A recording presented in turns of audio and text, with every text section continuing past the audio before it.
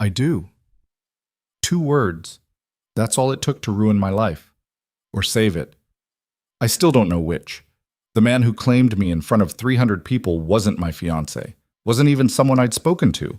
Roman Volkov just walked across that ballroom floor like he owned it, because he did, and told the world I belonged to him. A beautiful, brutal lie. Now I'm trapped in a contract with the city's most dangerous man, and the only rule? Don't fall in love. Too bad we're both terrible at following rules. If you want to see how deep this goes, stay until the end. Drop a like and comment with your city so I can see how far this story travels. The chandelier overhead cost more than my mother's medical bills. Probably more than our entire apartment building. I knew this because I'd been staring at it for the past 20 minutes, counting crystals instead of facing the fact that I was drowning at the most exclusive wedding of the year. Aria, stop fidgeting. My roommate Melissa grabbed my wrist before I could tug at my dress again. You look fine. Fine was generous. The dress was borrowed, the shoes pinched, and my hair had started rebelling against the pins 10 minutes after we arrived. I looked exactly like what I was. A waitress from the east side who'd been dragged to a society wedding as someone's last-minute plus one. Melissa's boyfriend worked security for events like this. That's how we got in. That's why I was currently pressed against a marble column, trying to become invisible while crystal clinked and champagne flowed, and people who'd never worried about a bill in their lives celebrated a union that had nothing to do with love and everything to do with merging two pharmaceutical empires. I need air. I pushed away from the column. Aria. But I was already moving, weaving through clusters of designer gowns and tailored tuxedos. The ballroom was massive, all gold and cream and suffocating elegance. Floor-to-ceiling windows overlooked the city, and I made for them like they were a lifeline. I almost made it. Excuse me, a woman's voice, sharp as cut glass. You're blocking the photograph. I turned. 3 women stood behind me, all blonde, all beautiful, all looking at me like I was a stain on expensive fabric. Behind them, a photographer waited with visible impatience. Sorry. I stepped aside quickly, too quickly. My heel caught on the hem of my dress, and I stumbled directly into a passing waiter. The tray went flying, champagne glasses shattered across marble. The crash echoed through the ballroom like a gunshot. Conversation died. Heads turned. My face burned hot enough to combust. Oh my God! One of the blonde women pressed a hand to her chest, her diamonds catching the light. Did you just... I'm so sorry. I dropped to my knees, reaching for the broken glass with shaking hands. I'll clean this up. Don't touch that. The waiter's voice was tight with barely controlled anger. Do you have any idea how much... She clearly doesn't. Another voice joined in, male this time, amused in a cruel way. Look at her dress. I don't think she knows how much anything here costs. Laughter rippled through the nearby crowd. Not loud. Not kind. The type of laughter that slices clean through skin. I kept my eyes on the floor, on the shattered crystal and spilled champagne, on the reflection of the chandelier fractured into 1,000 glittering pieces. Like my dignity. Someone should call security. The first blonde woman again. She's obviously not supposed to be here. My hand stilled. I'm here with a guest, I said quietly. I have every right. A guest. The word dripped with skepticism. Whose guest? I looked up then, met her eyes, saw the dismissal there, the certainty that I didn't belong, that I was less than. She wasn't wrong, but that didn't make it hurt less. You know what? I pushed to my feet, glass crunching under my shoes. You're right. I don't belong here. Among people who measure worth in champagne glasses and judge strangers for existing in their space. Congratulations. You win.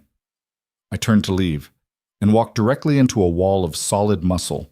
Hands caught my shoulders, steadying me. I looked up and up. The man in front of me was tall, broad-shouldered, wearing a black suit that probably cost more than my yearly rent. Dark hair pushed back from a face that could have been carved from stone, all sharp angles and controlled violence. But it was his eyes that stopped me cold. Gray, storm cloud gray. Fixed on me with an intensity that felt like being seen and dissected simultaneously. Careful. His voice was low, quiet. Russian accent threading through each word like smoke. Sorry. I tried to step back, but his hands remained on my shoulders. gentle, firm, immovable. "You're bleeding." I blinked, looked down. Blood welled from a cut on my palm where I'd grabbed the broken glass. I hadn't even felt it. "It's fine." I pulled my hand against my dress, hiding the evidence. "Excuse me?" "Roman." A woman appeared beside him, all elegant curves and predatory smile. "There you are, we need to—" Her eyes landed on me, narrowed. "Oh, is there a problem?" "No problem." I tried to move past them both. The man, Roman, released my shoulders. I thought that was it. Thought I'd make it to the exit with the last shredded remains of my dignity. Then he spoke again. "What's your name?" I stopped, turned. "Why?" "Because I'm asking." Something in his tone suggested he wasn't used to repeating himself, or to people questioning him. The woman beside him looked equally surprised that he was still talking to me. "Aria," I said finally. "Aria Bennett." He studied me for another long moment, then nodded once. "Miss Bennett, enjoy the wedding." It sounded like a dismissal. It felt like something else entirely. I walked away before I could figure out what. Well, Melissa found me as the bathroom 10 minutes later, frantically washing blood off my hand and trying to salvage my mascara. "Jesus Christ, Aria." She handed me paper towels. "Half the ballroom saw that." "I know." "Those women were Crestwood wives. You basically told them off in front of everyone." "I know." "Jason's boss is pissed, says I need to get you under control, or we're both leaving." That made me look up. "Mel, I'm sorry. I didn't mean to—" "Relax. I told him to go fuck himself." She leaned against the sink, examining her nails. "We're leaving anyway. This whole thing is a nightmare. Rich people celebrating rich people getting richer. I'm over it." Relief flooded through me. "Thank you. Although," she glanced at me sideways, "you did get Roman Volkov's attention. That's either incredibly lucky or incredibly stupid. I haven't decided which." "Who? The guy you literally bounced off of?" "Aria, come on. Roman Volkov, real estate, shipping, probably half the illegal activity in this city, if rumors are true." She lowered her voice. "He's dangerous. Like genuinely dangerous. People cross him and disappear."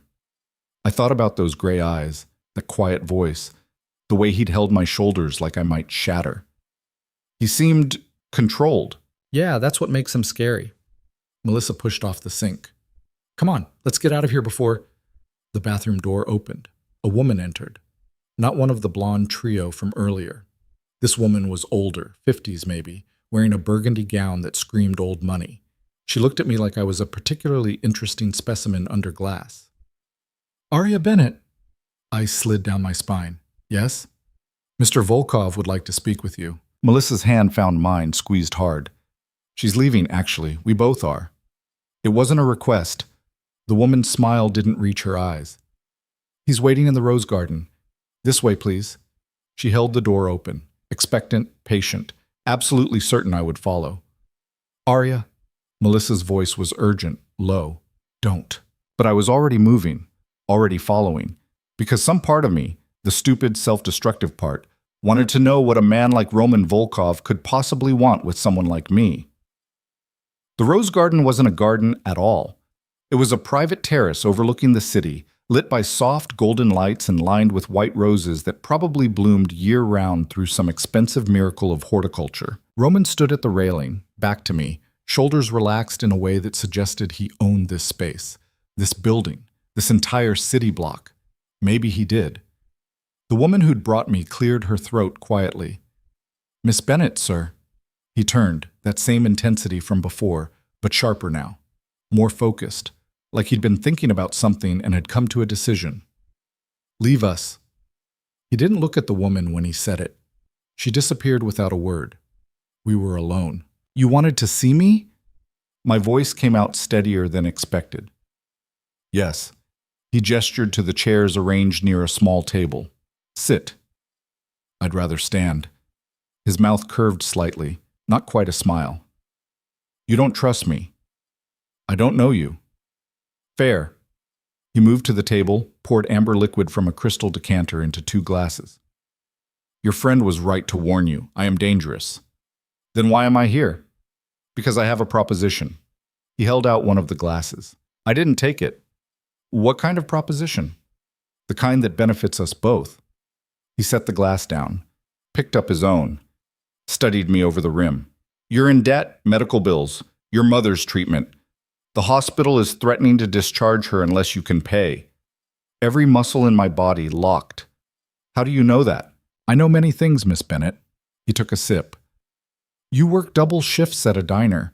You've taken out loans you can't repay.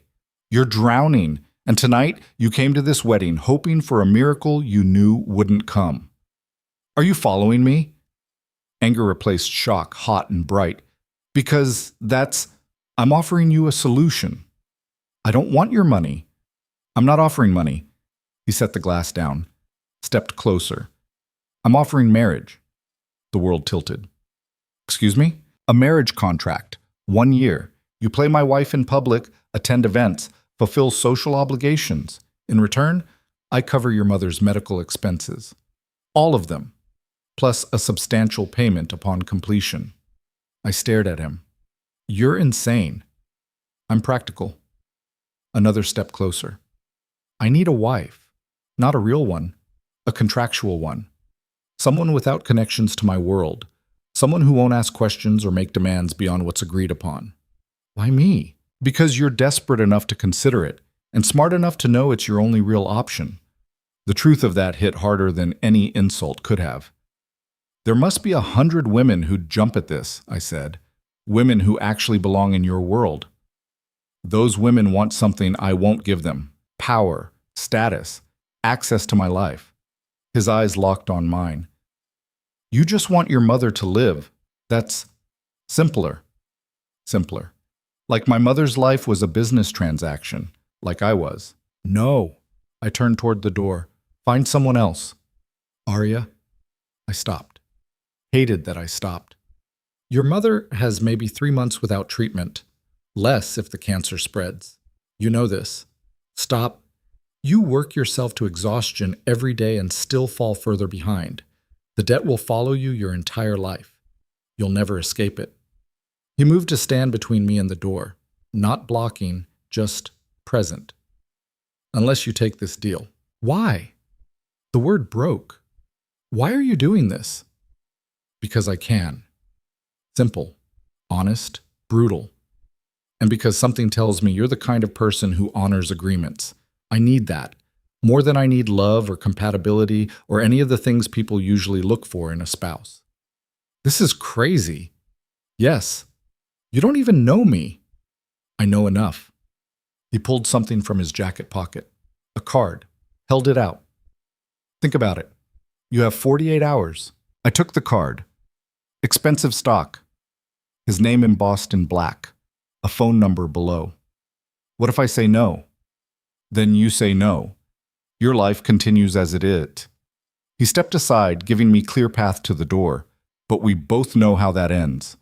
I wanted to hit him, wanted to scream, wanted to tell him he was wrong, that I'd find another way, that I didn't need his twisted offer. But my mother's face flashed through my mind, pale, tired, trying to smile when I visited even though I could see the pain eating through her. I put the card in my purse. Roman nodded once.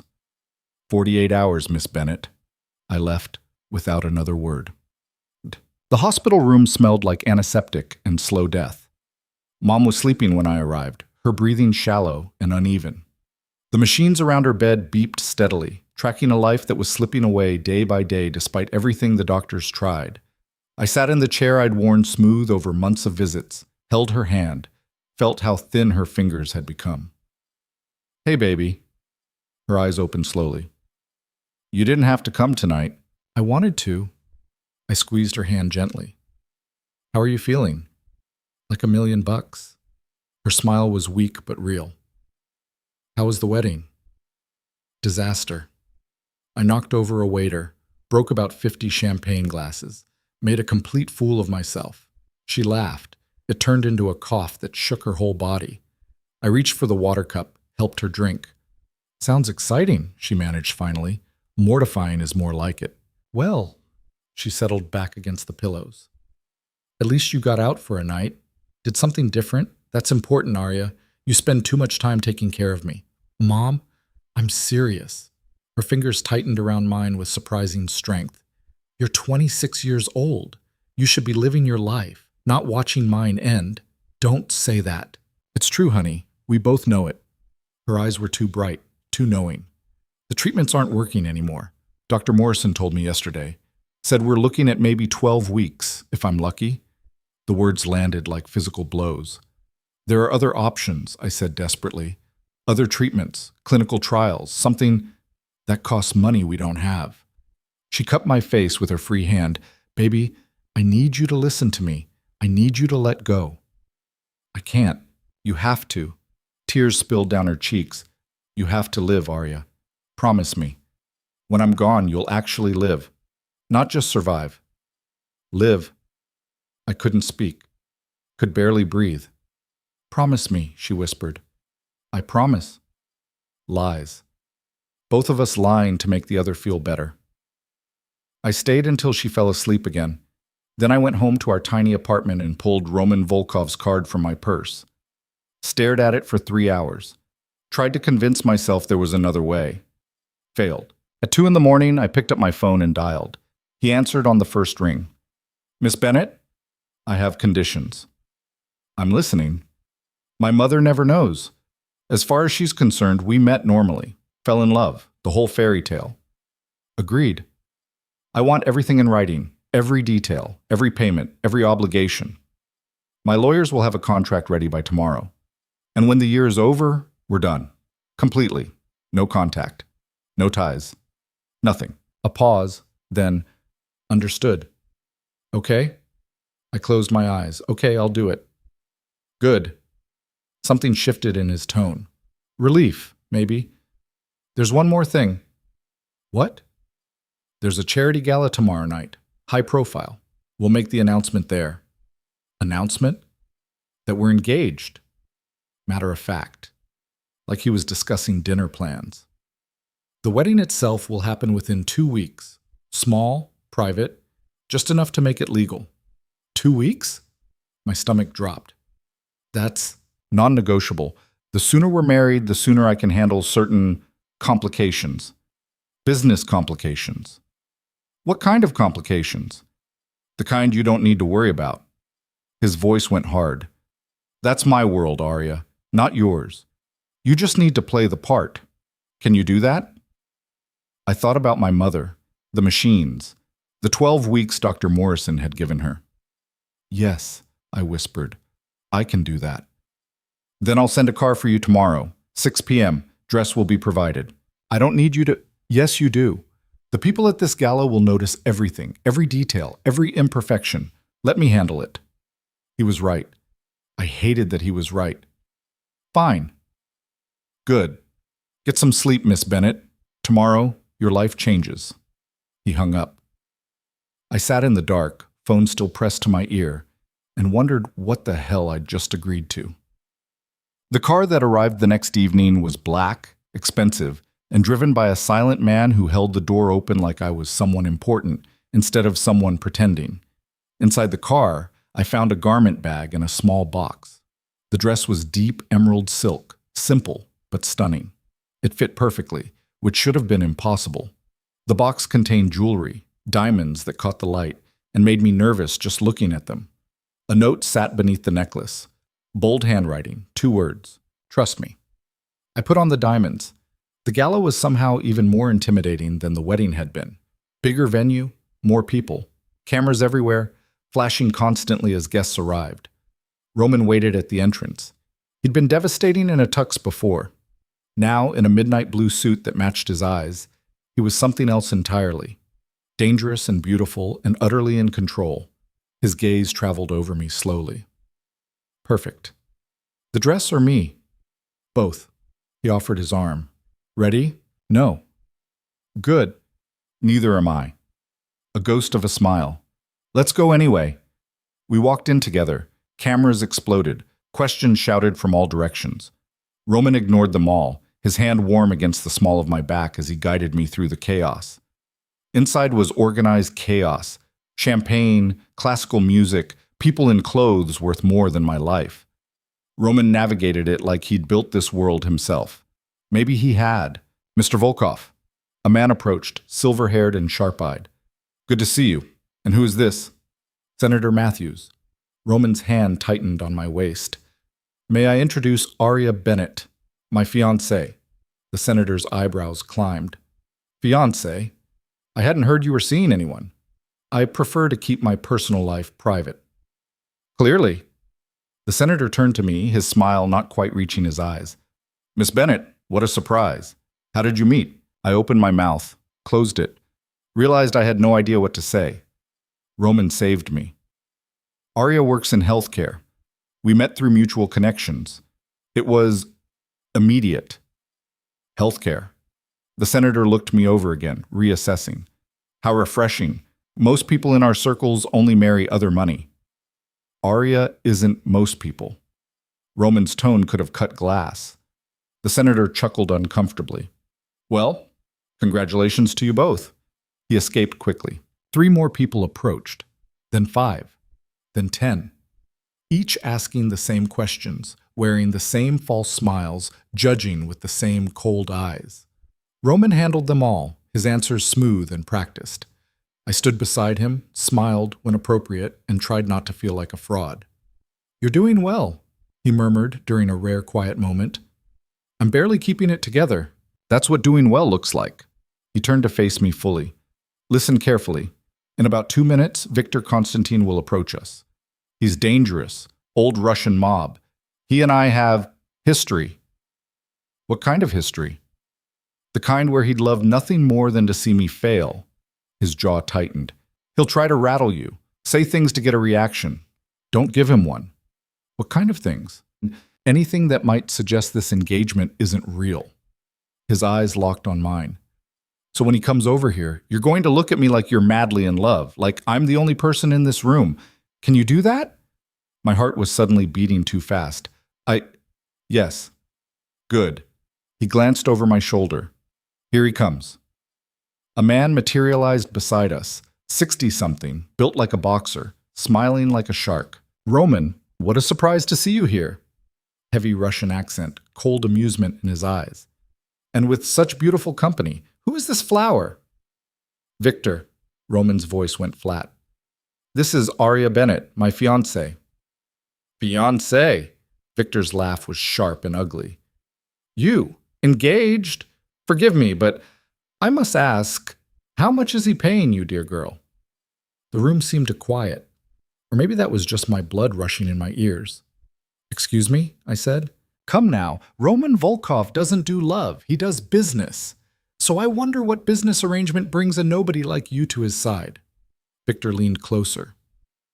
Tell me, what does he have on you? Debt? Family trouble? Or are you simply that desperate for money? Every word was designed to cut, to humiliate, to prove I didn't belong. I should have stayed quiet, should have let Roman handle it. Instead, I stepped forward. You know what's desperate, Mr. Constantine? A man so threatened by someone else's happiness that he has to tear it down in public. I smiled sweetly. Roman told me about you, said you were bitter, angry, still angry about whatever deal went wrong between you. He didn't mention you were also incredibly rude. Victor's face went dark. But here's the thing. I moved even closer, close enough to see the veins throbbing in his neck. I'm not here because of debt, not here because of threats. I'm here because I choose to be, because Roman is worth 10 of you, and if you ever speak to me, or about me, like that again, you'll learn exactly how much damage a nobody can do. Silence. Complete, utter silence. Victor stared at me. Roman stared at me. Half the ballroom stared at me. Then Victor laughed, loud and genuine. Well, he turned to Roman. She has teeth. I did not expect that. His smile turned sharp again. Good luck, Roman. You will need it. He walked away. I waited until he was gone before I let myself breathe. I'm sorry, I said quickly. I know you said not to react, but he... Roman's hand found mine. Squeezed. That, he said quietly, was perfect. What? Victor respects strength. You just showed him you have it. His thumb brushed over my knuckles. No one talks to him like that. especially not in public. You surprised him, surprised me, too. I thought I messed up. No. His eyes held something I couldn't identify. You did exactly what I needed you to do. Before I could process that, someone else approached, then another, and another. Each one curious about the woman who'd faced down Victor Constantine. Each one suddenly interested in Roman Volkov's mysterious fiancée. I played the part, smiled, answered questions, held Roman's hand and pretended this was real. And somewhere in the middle of it all, surrounded by lies and performance, something shifted. The way Roman looked at me started feeling less like acting. The way his hand fit against mine stopped feeling foreign. And when he finally pulled me onto the dance floors, a slow song started when his arm wrapped around my waist and his other hand caught mine and we moved together in front of everyone. It felt dangerous. You surprised me tonight, he said quietly, his mouth near my ear. Is that good or bad? I haven't decided yet. His hand pressed against my back, pulling me infinitesimally closer. You were supposed to be simple, Aria. Easy to understand, easy to predict. Sorry to disappoint. I didn't say I was disappointed. His thumb traced small circles against my spine, barely perceptible through the silk but burning like a brand. Just surprised. The song swelled around us. Other couples moved across the floor, but I barely saw them. There was only Roman, his eyes, his hands, the controlled strength in the way he held me. This is all fake, I whispered, reminding him, reminding myself. Yes. We're just playing parts. Yes. So why does it feel... Don't. His hand tightened. Don't finish that sentence. Why not? Because then we'd have to acknowledge it, and that would complicate things. Things are already complicated. They can get worse. Trust me. He spun me gently, and when I came back to him, his expression had shuddered. Business Roman was back. The contract signing is tomorrow, 10 a.m., my office. Bring questions if you have them. I have about 1,000. Good. We'll address them all. The song ended. He stepped back, dropping my hands like they'd burned him. I'll have my driver take you home. Roman. Good night, Aria. He walked away. I stood alone on the dance floor, surrounded by strangers, wearing borrowed diamonds and wondering what the hell I was feeling. This was fake. A business arrangement. Nothing more. So why did my hand shake as I watched him disappear into the crowd? Why did my chest ache like I'd lost something I'd never actually had? I left the gala alone, rode home in silence, and lay awake until dawn trying to convince myself I was doing the right thing. For my mother, for her treatment, for her life. Not because some part of me, some stupid reckless part, wanted to know what it would feel like if Roman Volkov looked at me like that when the cameras weren't watching. Tomorrow, I'd sign the contract. Tomorrow, I'd become his wife in name only. Tomorrow, everything would change. I just had to remember the rules, no feelings, no complications. 1 year. Then freedom. Simple. Except nothing about Roman Volkov was simple, and I was starting to suspect nothing about this arrangement would be either. The contract was 73 pages long. Aria sat in Roman's office at 9:45 in the morning, exhausted from lack of sleep, and stared at the document that would define the next year of her life. Every clause was there in black and white. Every obligation, every boundary, every consequence. Section 12 covers public appearances, the lawyer said. Mid-40s, expensive suit, the kind of professionally blank expression that came from years of witnessing things he'd never discuss. You're required to attend a minimum of 2 events per month as Mr. Volkov's wife, more during campaign season. Campaign season? Aria looked up. I have political connections, Roman said from behind his desk. He'd been sitting there since she arrived, watching her read, saying nothing. They require maintenance. You didn't mention politics. You didn't ask. The lawyer cleared his throat. Section 15 outlines living arrangements. You'll move into Mr. Volkov's penthouse within 48 hours of the wedding. Separate bedrooms. Shared common spaces. A household staff will be provided. Aria's stomach twisted. She'd known this was coming, but seeing it written out made it real in a way that terrified her. What about my apartment? Keep it if you want, Roman said. I'll cover the rent. I don't need you to. Consider it part of the arrangement. His tone left no room for argument. You'll need somewhere to go when this is over. When this is over. 1 year from now. When her mother would hopefully still be alive, healthy, and Aria would walk away from this with enough money to start over, if she survived it. Section 18, the lawyer continued, flipping pages. Physical intimacy. Heat crawled up Aria's neck.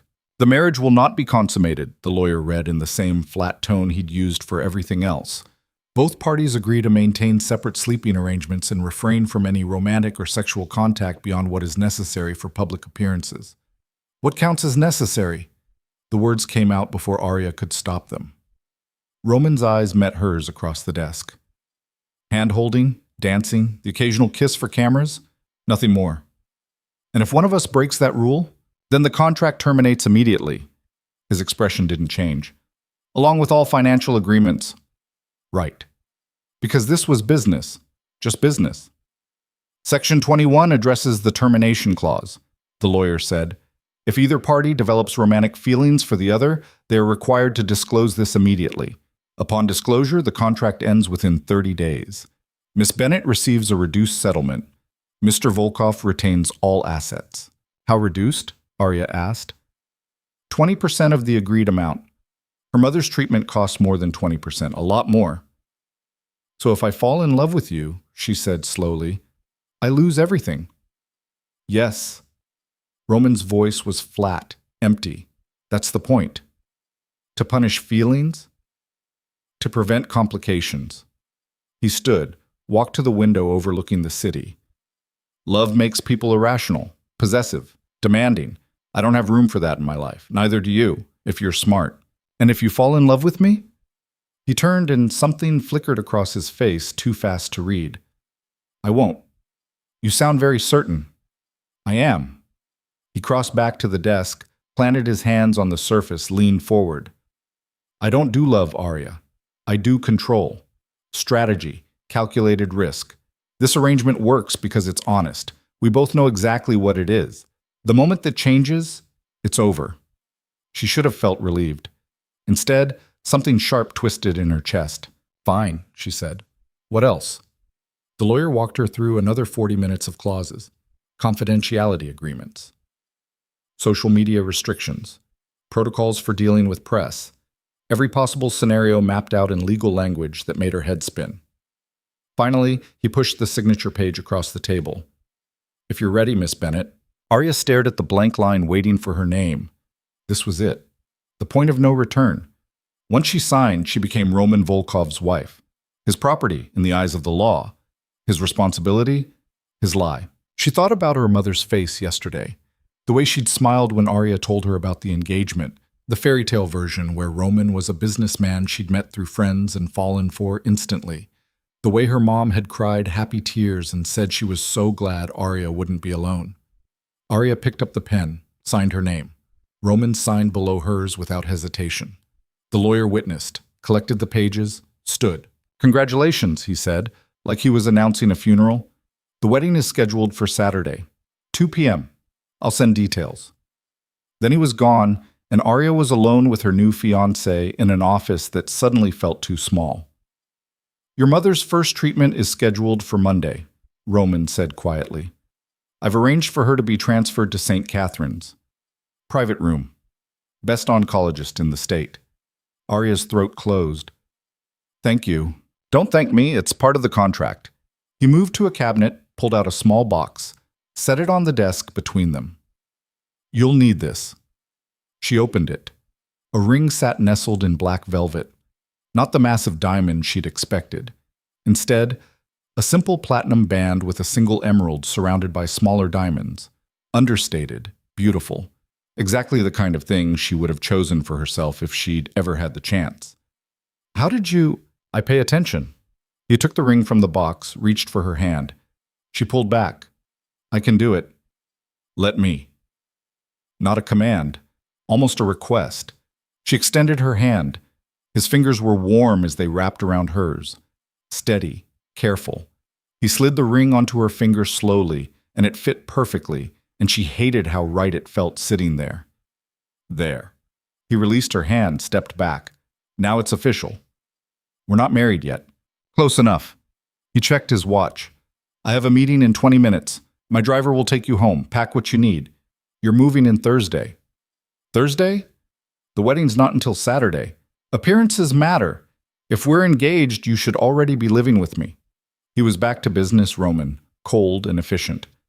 The staff will help you settle in. If you need anything, tell Margaret. She runs the household. Who's Margaret? You'll meet her Thursday. He walked to the door, opened it, waited, dismissed. Aria stood, smoothed her skirt, and tried not to feel like she'd just sold her soul. Aria? She paused in the doorway. Saturday will be difficult, Roman said. Smile, say the words, get through it. That's all you have to do.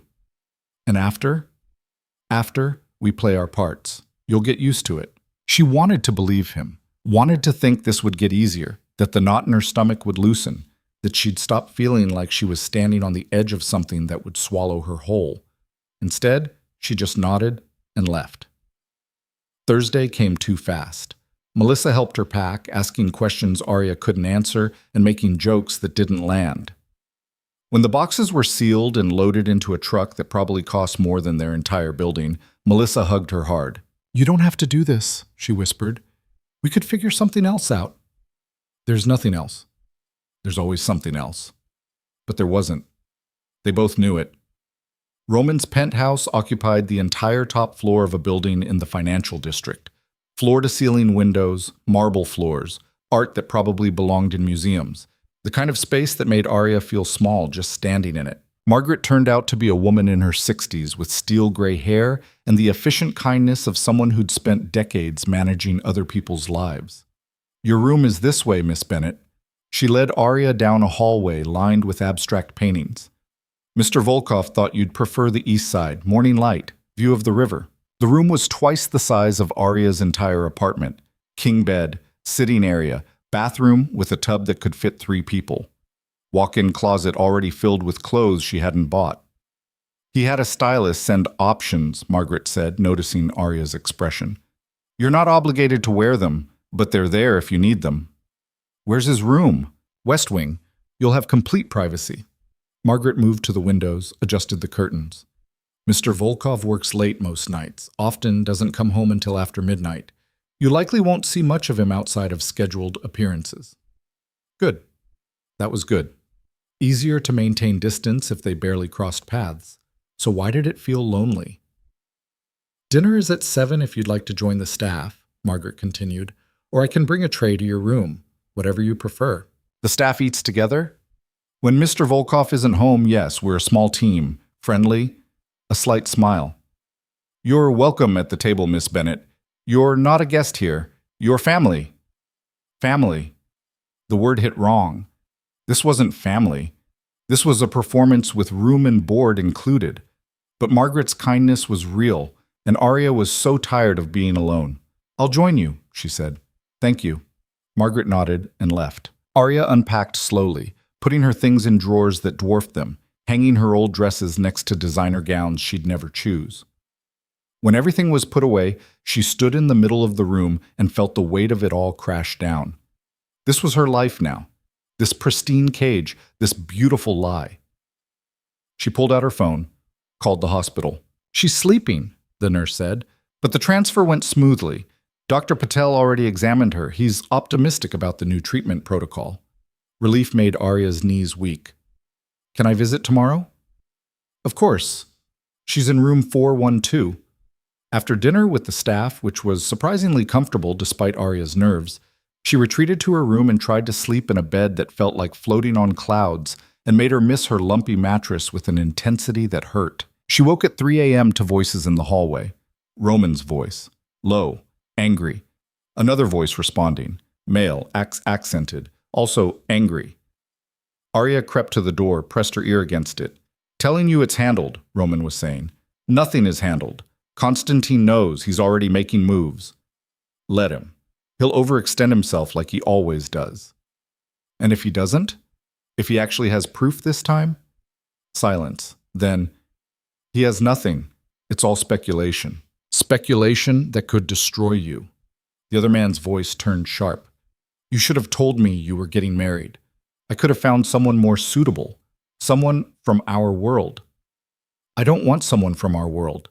I want someone I can control. The word shouldn't have stung. This was the arrangement. Control. Business. Aria stepped back from the door anyway. She's not one of us, Roman. She doesn't understand the rules, the dangers. She doesn't need to understand. She just needs to smile and play her part. And when she stops being useful, then the contract ends and she goes back to her life. Simple. Simple. Right. Aria climbed back into bed, pulled the covers up, and stared at the ceiling until dawn. Saturday arrived wrapped in gray clouds that threatened rain. The wedding was held in a private room at the courthouse. No guests beyond the required witnesses. No flowers. No music. Just a judge who looked bored and read from a script while Aria stood next to Roman and tried to remember how to breathe. Do you, Roman Volkov, take Aria Bennett to be your lawfully wedded wife? I do? Flat, emotionless. And do you, Aria Bennett, take Roman Volkov to be your lawfully wedded husband? She looked at Roman. He looked back. Nothing in his eyes, nothing in his expression. Just cold control. This was business. That's all it was. I do, she whispered. Then by the power vested in me by the state, I now pronounce you husband and wife. You may kiss the bride. Roman's hand came up to cup her face, gentle, almost tender. Then he kissed her. It was supposed to be quick, perfunctory, for the witnesses and the paperwork. Instead, it was soft, careful. His mouth moved against hers like he was testing something, learning something, and Aria's hands came up to grip his jacket without conscious thought, because the floor had disappeared and he was the only solid thing left. He pulled back first. His thumb brushed her cheek once before he dropped his hand and stepped away. Done, he said to the judge. They signed papers. The witnesses signed. Margaret hugged Aria and whispered congratulations that sounded genuine. The judge stamped everything official and left. And just like that, Aria Bennett became Aria Volkov. The name felt foreign, wrong, like wearing someone else's skin.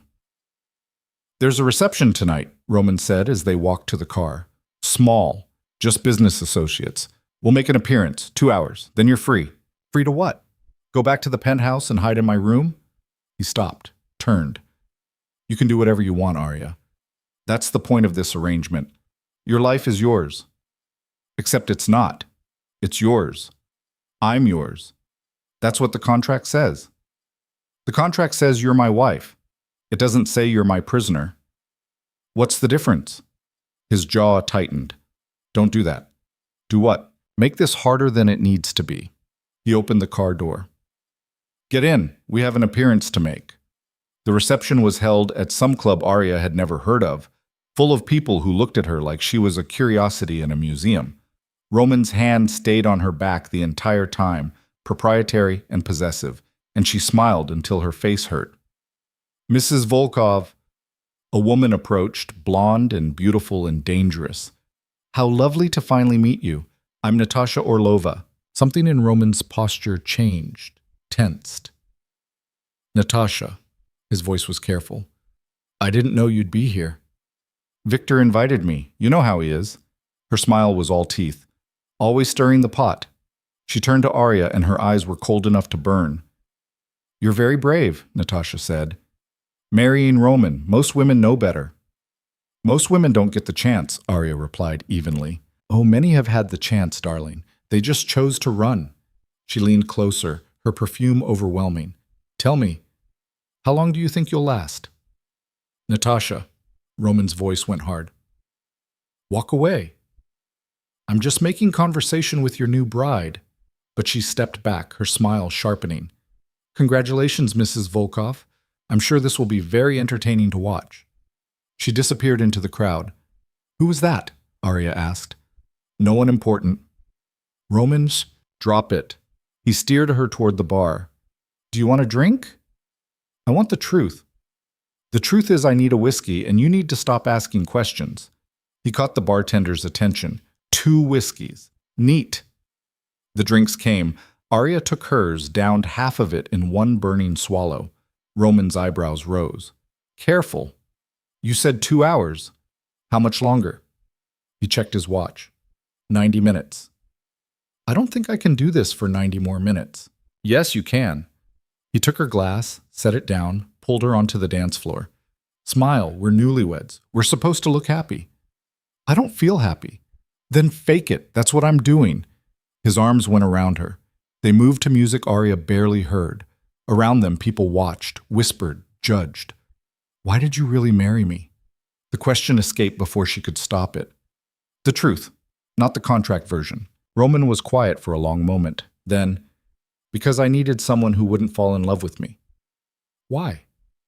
Because everyone who falls in love with me ends up destroyed.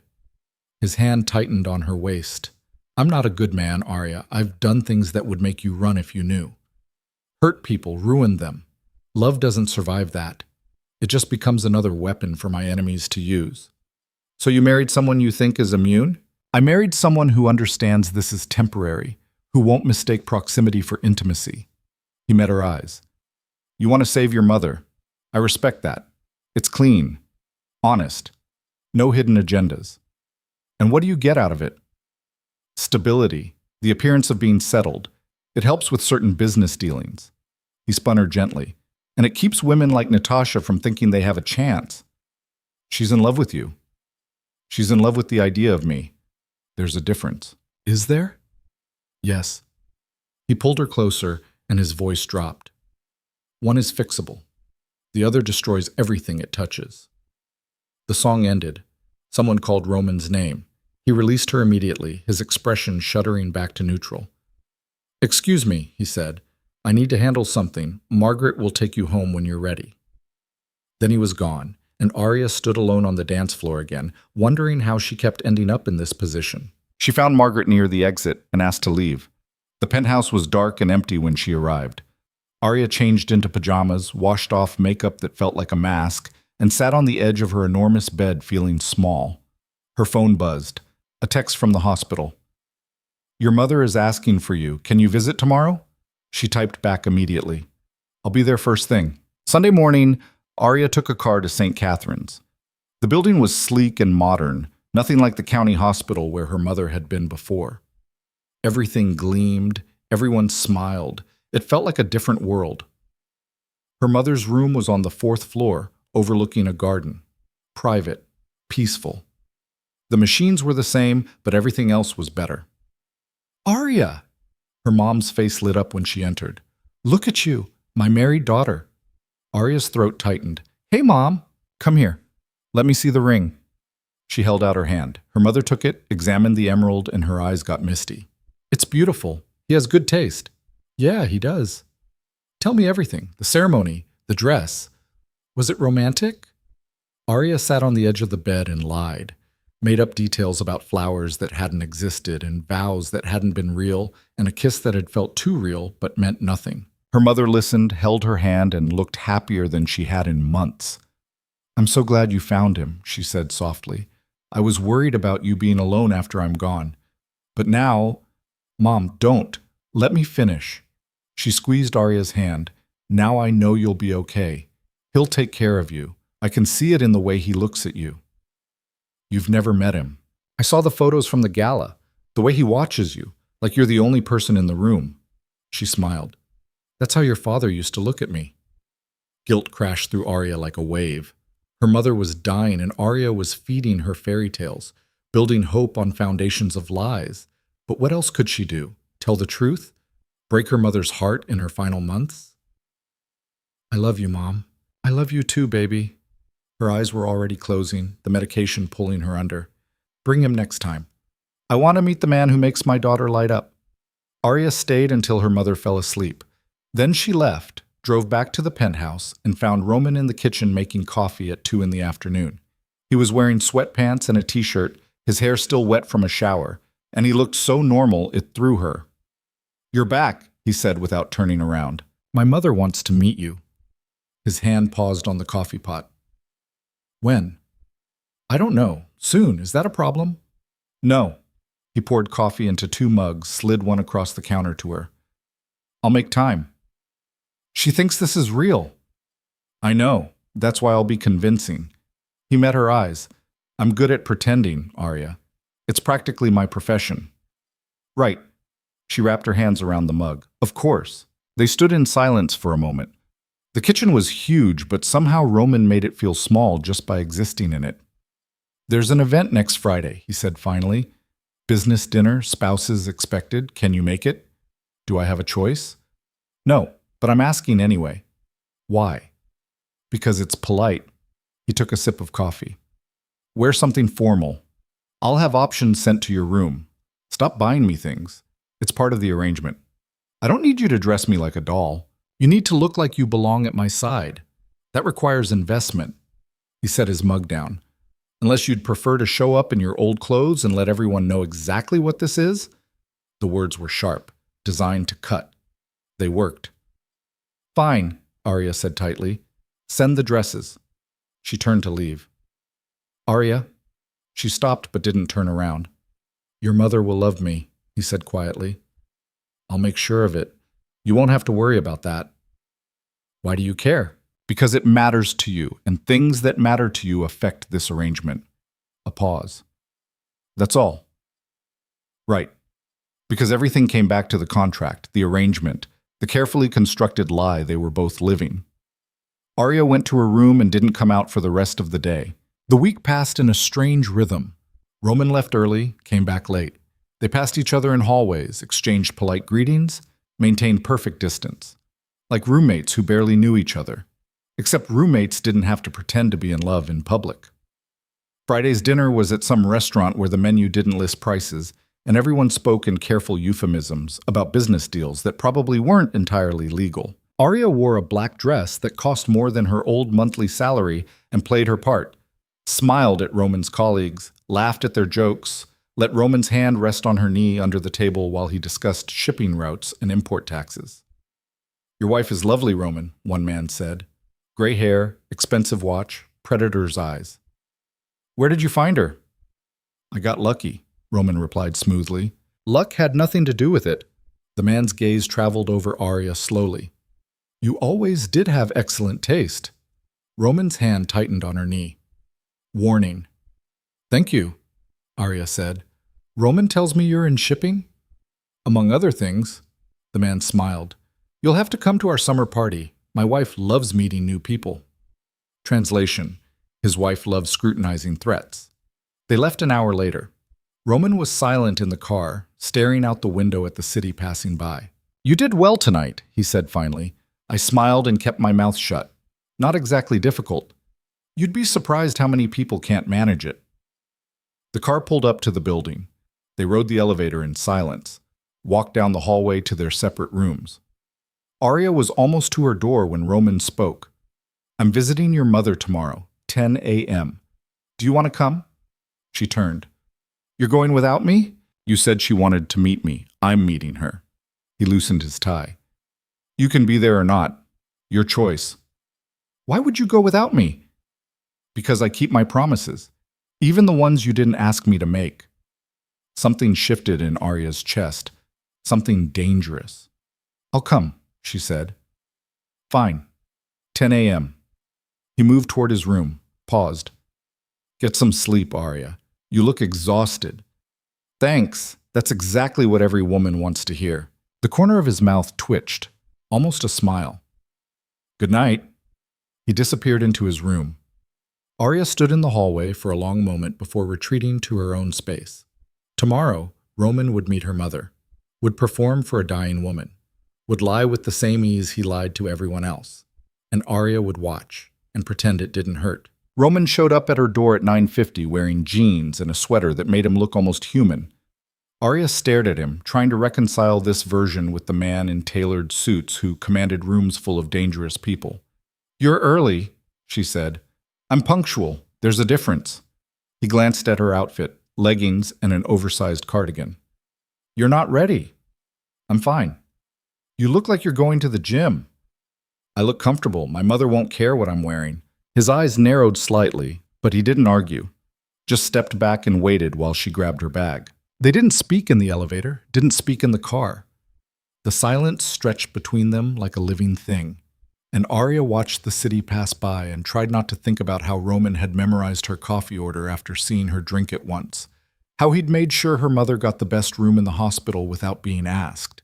How he kept doing small things that made the lie feel less like a lie. She needed to stop noticing.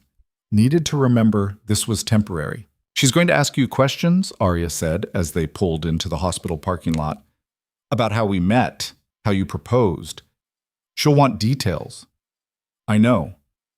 And you can't just give her the version we tell everyone else. She'll see through it. I won't. He killed the engine, turned to face her. I've been lying my entire life, Aria. I'm very good at it. The words should have been reassuring. Instead, they made her stomach twist. They found her mother awake and sitting up, looking better than she had in weeks. The new treatment was working. Color had returned to her cheeks. Her eyes were brighter. Aria!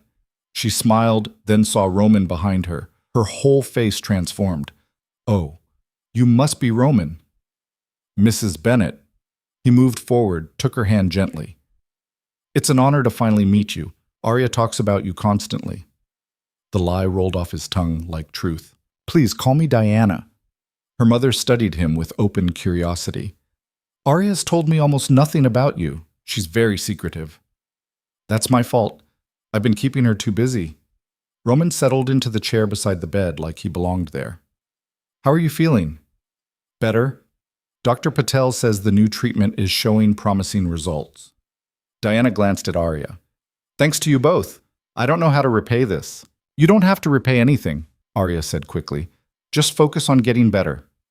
Your daughter is stubborn, Roman said to Diana. She won't accept help, won't let anyone take care of her. She gets that from me, Diana smiled.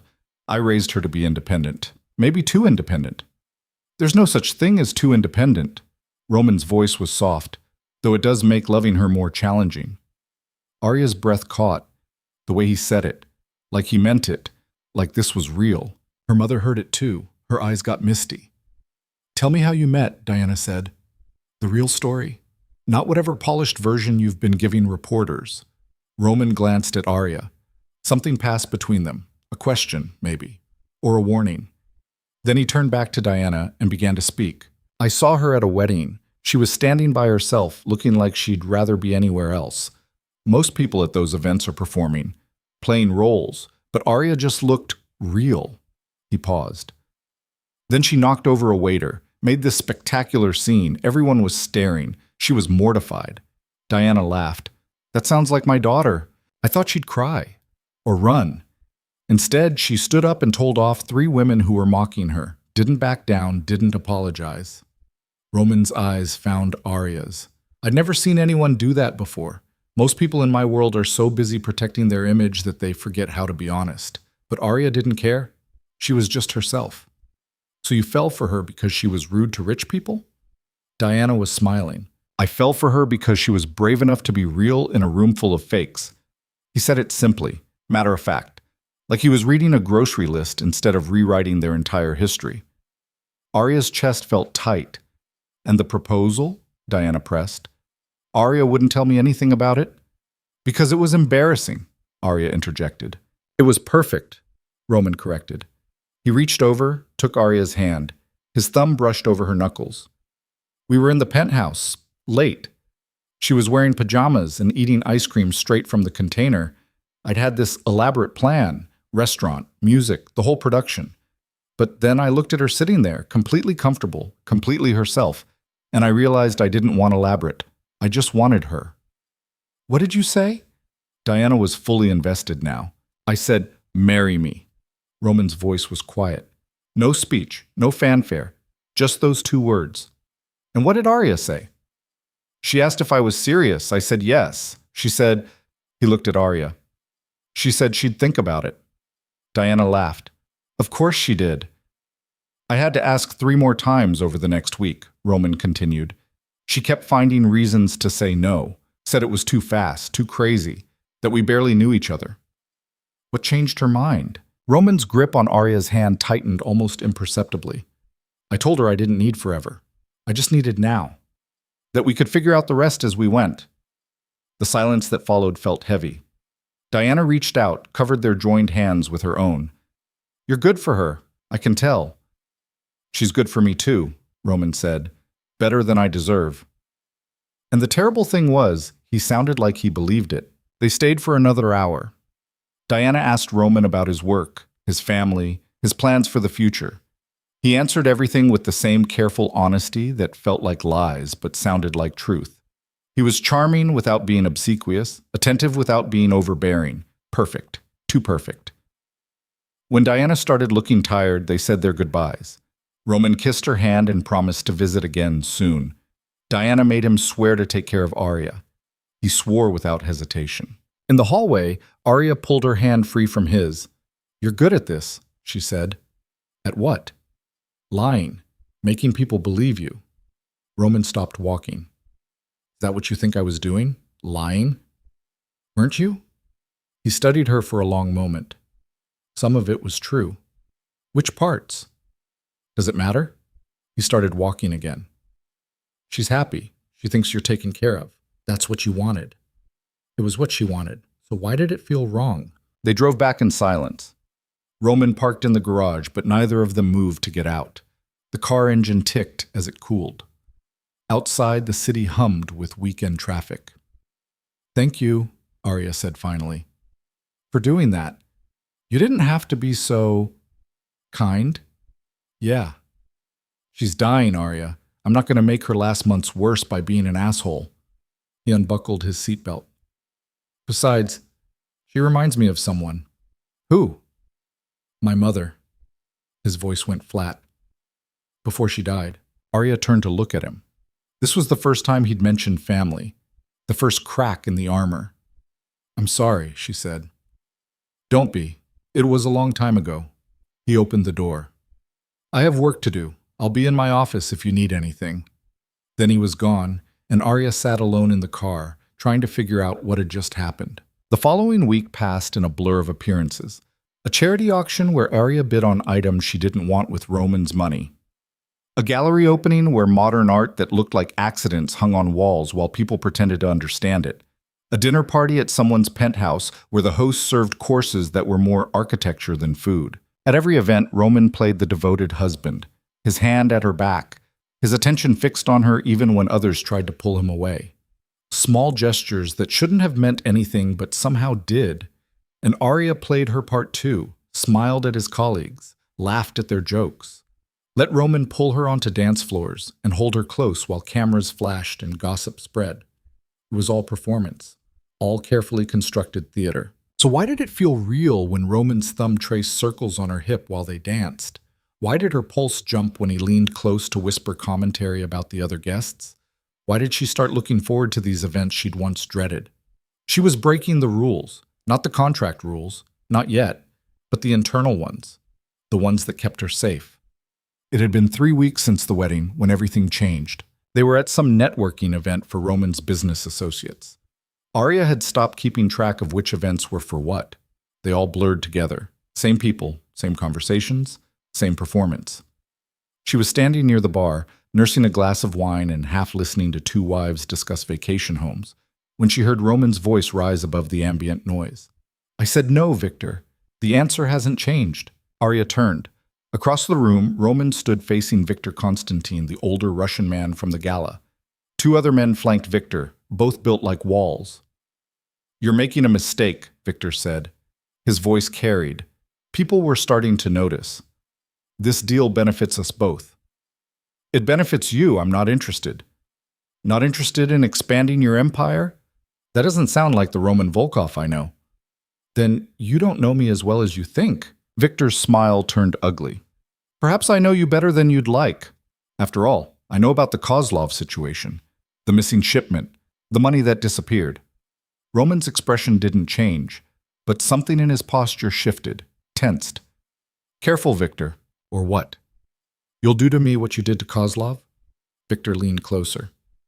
"Tell me, does your pretty little wife know what kind of man she married? Does she know about the bodies? The deals that happen in dark rooms? The blood on your hands?" The room had gone quiet. Everyone watching, waiting. Aria didn't think, just moved. She crossed the space between them, inserted herself directly between Roman and Victor, and smiled like nothing was wrong. "Mr. Constantine, how lovely to see you again." Her voice was bright, cheerful. "I've been meaning to thank you." Victor blinked, thrown. Thank me? For being so concerned about my husband's business dealings. It's sweet, really, like you care. She tilted her head. But Roman's business is exactly that, his business. And mine, I suppose, since we're married, but certainly not yours. Mrs. Volkov, you seem to think I'm naive, that I don't know who I married. Aria stepped closer, dropped her voice. I know exactly who Roman is. I knew before I married him, and I chose him anyway. So whatever game you're playing, whatever point you're trying to make, you're wasting your time. Victor's face darkened. You have no idea what you're talking about. Maybe not, but I know that men like you only attack when they're desperate, when they've lost control and need to drag others down to feel powerful again. She smiled again, sharper this time. How's that shipping contract working out? The one Roman refused? I heard the company you went with instead is already failing inspections. Must be frustrating. Behind her, Roman made a sound that might have been a laugh. Victor's hands clenched. You should be careful, little girl. This world eats people like you alive. Then I guess I'll have to learn to bite back. Aria took Roman's hand. Come on, honey. I think we've wasted enough time here. She pulled Roman toward the exit. He followed without resistance. They made it to the car before he spoke. What the hell was that? Me defending my husband. She yanked the door open. You're welcome, by the way. I didn't need defending. Really? Because it looked like Victor was about 2 seconds from making a scene that would have ended up in every newspaper in the city. Roman climbed into the driver's side, gripped the steering wheel. You shouldn't have gotten involved. Why not? We're married. That's what spouses do. They have each other's backs. This isn't a real marriage, Aria. The words hit like a slap. Right, she said quietly. Of course. How could I forget? Roman started the engine. His jaw was tight. Victor is dangerous. You don't understand what you just did. I made him back down. You made him angry. There's a difference. He pulled out of the parking lot too fast. He'll retaliate. Target you to get to me. Then you'll handle it. That's what you do, right? Handle things? Not when it comes to you. He said it so quietly she almost missed it. What's that supposed to mean? It means you're a complication I didn't plan for. He took a corner hard. You were supposed to smile and look pretty and stay out of my business. Not insert yourself into conflicts you don't understand. Your business is my business now. That's how this works. No, that's how real marriages work. This isn't real. Then why are you so angry? Because you could have gotten hurt. The words exploded out of him. Because Victor doesn't play by rules. Because if he decides you're a threat, he'll come after you. And I can't. He cut himself off, pulled over abruptly. They sat on the side of the road, engine idling, both breathing hard. You can't what? Aria asked. I can't lose you. He said it like a confession, like something ripped out of him against his will. Not like this. Not because you were trying to protect me. Why do you care? I don't know. His hands were still gripping the steering wheel. But I do, and that's a problem. Aria's heart was pounding so hard she could feel it in her throat. Roman, don't. He put the car back in drive. We're going home, and then we're going to pretend this conversation never happened. They drove the rest of the way in silence. But something had shifted, something fundamental, and they both knew it. The next morning, Aria woke to find a box outside her door. Inside was a new phone and a note in Roman's handwriting. This phone has a direct line to my security team. If anything feels wrong, anything, you call them immediately. Don't argue. Just do it. R. She stared at the phone for a long time before tucking it into her bag. That afternoon, she visited her mother. Diana was sitting up, doing a crossword puzzle, looking stronger than she had in months. You look happy, Diana said when Aria walked in. I'm not unhappy. That's not the same thing. Diana set the puzzle aside. What's wrong? Nothing's wrong. Aria Elizabeth Bennett, she caught herself. Volkov. I keep forgetting. You can't lie to me. I'm your mother. What's going on? Aria sat on the edge of the bed, considered lying, decided she was too tired. I don't know what I'm doing anymore, she admitted. This whole thing is supposed to be simple, straightforward, but it's not. It's messy and complicated, and I can't figure out where the performance ends and reality begins. Are you talking about your marriage? I'm talking about everything. Diana was quiet for a moment. Then she reached out, took Aria's hand. You love him, she said softly. No, I don't. I can't. Why not? Because it wasn't supposed to happen. Because this isn't... Aria stopped, realized what she'd almost said. Diana's eyes were too knowing. Isn't what, sweetheart? Isn't simple, Aria finished weakly. Love never is. Diana squeezed her hand. But that doesn't make it wrong. What if he doesn't feel the same way? Have you asked him? Of course not. Why not? Because Aria struggled for words. Because what if he says no? What if this is all just an act for him and I'm the idiot who caught feelings? Then at least you'll know. And you can decide what to do with that information. Diana's expression softened. But Aria, honey, I've seen the way he looks at you. That's not acting. You barely know him. I know people, and Roman Volkov is a man in love, whether he knows it yet or not. Aria wanted to believe her, wanted to think that the moments of softness, the unexpected kindness, the flashes of something real in Roman's eyes meant what she hoped they meant. But wanting something didn't make it true. She stayed with her mother for another hour, then headed home. Home.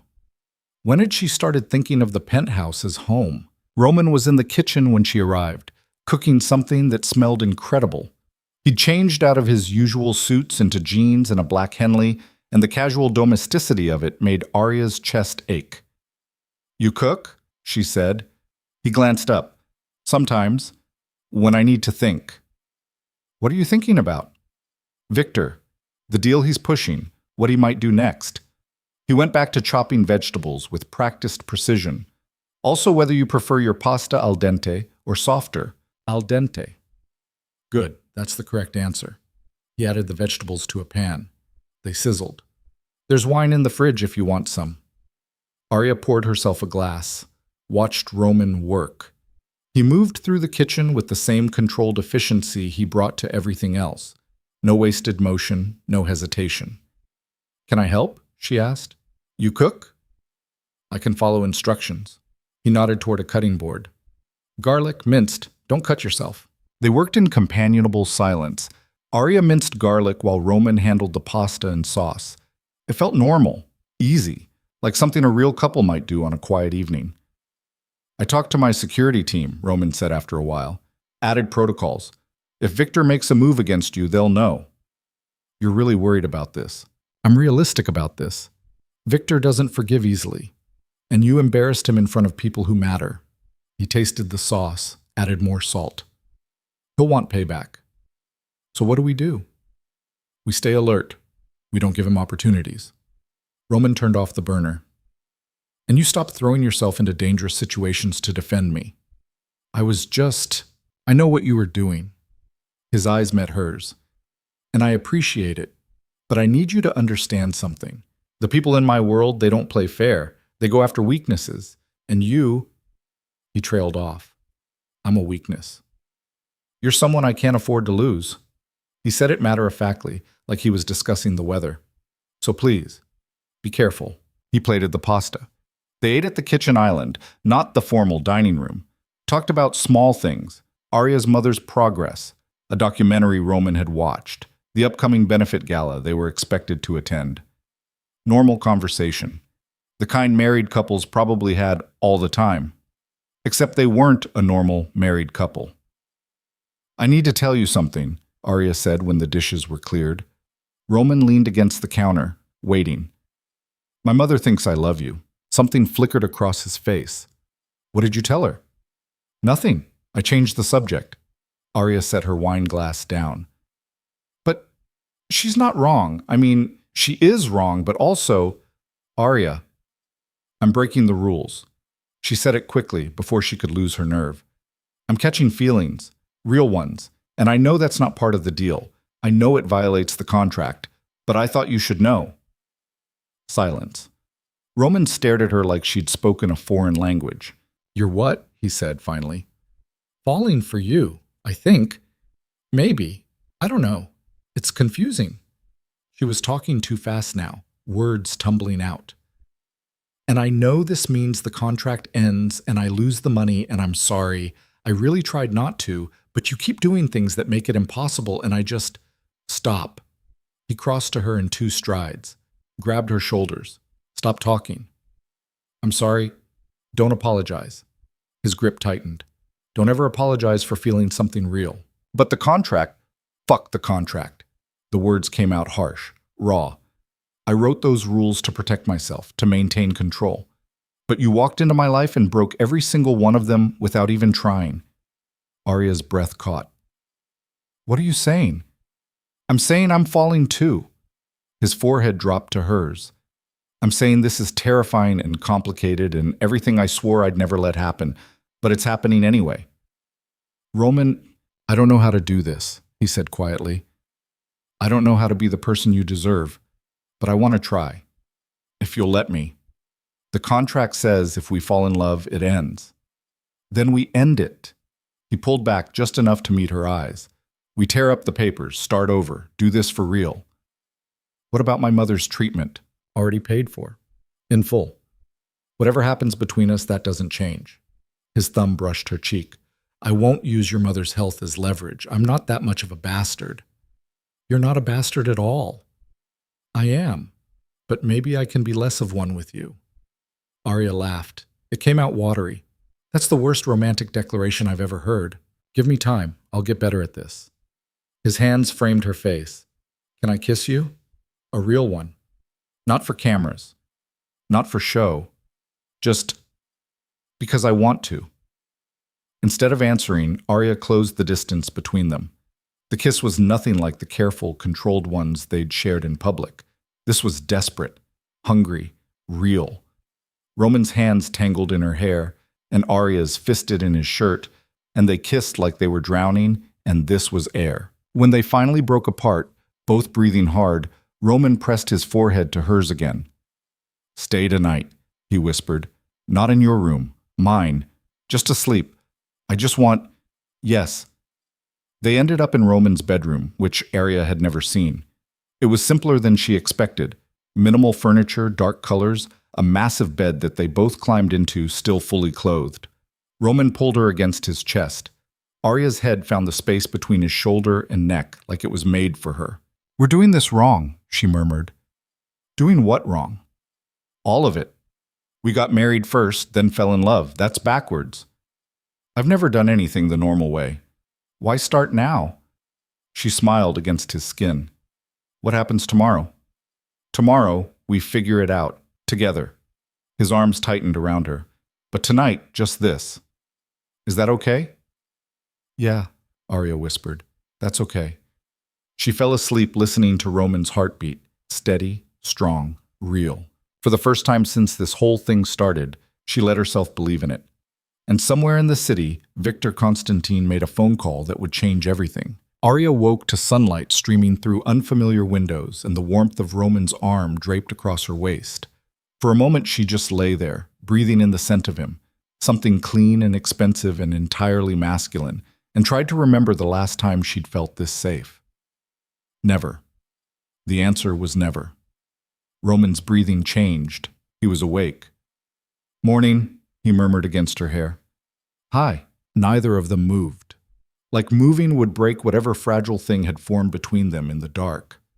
I should probably get up, Aria said. Check on my mom, maybe shower, pretend I have my life together. Or you could stay here. His arm tightened. We could order breakfast, ignore the world for a few more hours. That sounds incredible and also completely irresponsible. I'm very good at irresponsible when I want to be. He pressed a kiss to her shoulder. Stay. So she did. They ordered food that arrived on actual china, ate in bed while Roman scrolled through his phone, frowning at emails that probably contained words like shipping manifests and wire transfer. Aria watched him, memorizing the small details, the way his hair fell across his forehead when he wasn't wearing product, the faint scar above his left eyebrow, the unconscious way he reached for her hand while reading. What? He said without looking up. Nothing. Just looking. At what? You. Being normal. It's weird. That made him smile. I'm never normal. You are right now, eating pancakes in bed, checking emails, very domestic. Don't get used to it. But he set the phone down, turned to face her fully. We need to talk about what happens next. Do we have to? Can't we just exist in this bubble for a while longer? The bubble bursts the second we walk out that door. His expression grew serious. Victor's not going to let what you did slide. Neither are the people who saw it. You challenged him publicly. That has consequences. What kind of consequences? The kind where he digs into your background, looks for ammunition, tries to discredit you or hurt you to get to me. Roman's jaw tightened. I need you to be prepared for that. There's nothing to find. I'm boring. I worked at a diner and took care of my mom. That's it. Everyone has something, Aria. Some secret they don't want exposed. Some vulnerability that can be exploited. He caught her hand. If there's anything you haven't told me, now's the time. She thought about it, really thought. There's nothing. I promise. Okay, but he didn't look convinced. Just stay close to me at public events. Don't go anywhere alone. And if Victor approaches you again, I'll call security. I know. She squeezed his hand. I'm not trying to be reckless. I just couldn't stand there and let him tear you down. Most people would have. I'm not most people. No. His thumb traced her knuckles. You're really not. They spent the rest of the morning in comfortable silence. Roman worked on his laptop while Aria read a book she'd been meaning to finish for months. It felt normal, peaceful, like something that could last. Then Roman's phone rang. He glanced at the screen. His whole demeanor changed. I have to take this. He stepped into the hallway. Aria tried not to eavesdrop, but the walls were thin enough that she caught fragments. When did this happen? No, don't engage. Not yet. I said I'd handle it. Just give me time. When he came back, his face was carefully blank. What's wrong? Aria asked. Nothing you need to worry about. Roman, business. That's all. He grabbed his phone, started pulling up contacts. I need to go into the office for a few hours. Will you be okay here? Of course, but I'll have Margaret stay with you, just in case. He was already moving, grabbing clothes from the closet. Don't leave the building without security. Promise me. You're scaring me. He stopped, crossed back to her, kissed her forehead. I'm being cautious. There's a difference. I'll be back by dinner. Then he was gone, and Aria sat alone in his bedroom, trying to convince herself that everything was fine. It wasn't fine. She knew it the moment she turned on the news 3 hours later and saw Roman's face plastered across every channel. Breaking news in this Volkov scandal, the anchor said. Documents leaked this morning suggest that Roman Volkov, prominent businessman and real estate developer, may have ties to organized crime. The documents detail alleged money laundering operations, illegal shipping routes, and connections to known criminal organizations throughout Eastern Europe. Aria's stomach dropped. Mr. Volkov's recent marriage to Aria Bennett has raised additional questions. Sources close to the investigation suggest the marriage may be part of a larger scheme to... She turned it off, grabbed her phone, called Roman. It went straight to voicemail. She tried again. Same result. Margaret appeared in the doorway, her expression grave. Miss Aria, you should come with me. What's happening? There are reporters outside the building. A lot of them. Mr. Volkov's lawyer is on his way, but in the meantime, we need to keep you away from the windows. This is about Victor, isn't it? The leaked documents. He did this. Margaret's silence was answer enough. Aria spent the next 4 hours in a guest room on the interior of the penthouse, away from windows and cameras. She tried Roman's phone every 15 minutes, watched the news coverage spiral into increasingly wild speculation, saw her own face appear on screen, photos from the gala, from the charity auction, from the wedding she'd thought was private. Question remains whether Mrs. Volkov was aware of her husband's alleged criminal activities or if she's another victim in... Her phone rang. Unknown number.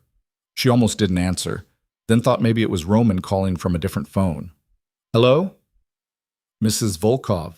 Victor's voice, smooth, pleased. How are you enjoying your 15 minutes of fame? Aria's blood went cold. How did you get this number? I have access to many things, including some very interesting information about your husband's business dealings. He paused. Of course, most of it is fabricated. Creative accounting, photoshopped documents, the kind of thing that falls apart under real scrutiny. Then why leak it? Because by the time anyone proves it's fake, the damage will be done. Roman's reputation will be destroyed. His business partners will distance themselves. His enemies will close in. Victor's voice turned sharp. And it's all because of you, dear girl. Me? You humiliated me. You made me look weak in front of people who respect only strength, so I'm returning the favor. He let that sink in. Roman Volkov was untouchable before you came along. Now, he has a weakness, a pretty little wife he actually cares about. That makes him vulnerable. You're doing this to hurt him through me. I'm doing this because you both needed to learn a lesson about respect. He sounded almost cheerful. Don't worry, the documents will be proven false eventually, but the whispers will remain, the doubt, the questions. Roman will spend years rebuilding what he lost in a single morning. Why are you telling me this? Because I want you to understand what you cost him. I want you to live with that knowledge. Victor paused. Goodbye, Mrs. Volkov. Enjoy your marriage. What's left of it?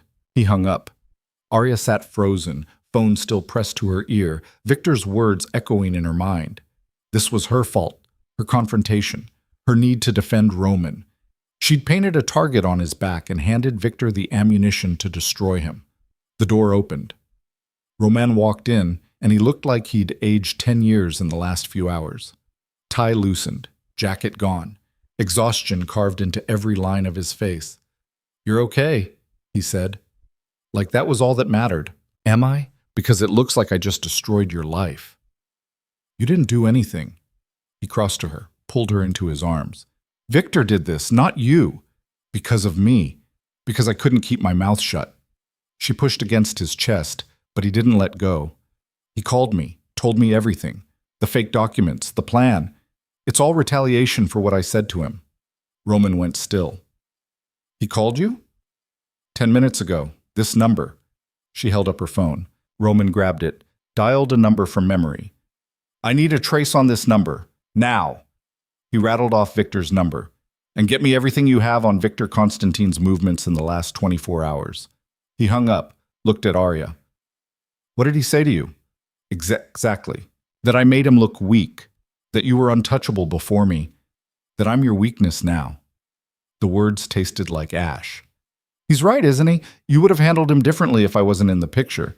You wouldn't have had to worry about… Stop. Roman's hands framed her face. Listen to me very carefully. Victor didn't do this because you embarrassed him. He did it because I've been blocking his expansion on into the shipping sector for 3 years. Because I refused to launder money for his operation. Because I'm one of the few people in this city with enough power to actually threaten him. But he said what he wanted you to believe. That's what he does. He manipulates, finds your weakness, and exploits it. Roman's thumbs brushed her cheekbones. You are not my weakness, Aria. You're the first real thing I've had in my life in years. Don't let him twist that into something ugly. But the news, your reputation, your business will survive. I have lawyers who will tear those documents apart by tomorrow. Accountants who will prove they're fabricated. This is a temporary problem. It doesn't feel temporary. I know. He pulled her close again. But you're safe. That's what matters. Victor wanted to scare you, drive you away from me. Don't give him that satisfaction. Aria buried her face in his chest. I'm so sorry. Don't be. You defended me. That took courage. His hand stroked her hair. Most people in my life would have thrown me to the wolves to save themselves. You stepped in front of them instead. That's not courage. That's stupidity. It's loyalty. I'm not used to that. They stood like that for a long time. Long enough for Aria's heartbeat to slow, for the panic to recede into something manageable. What happens now? She asked finally.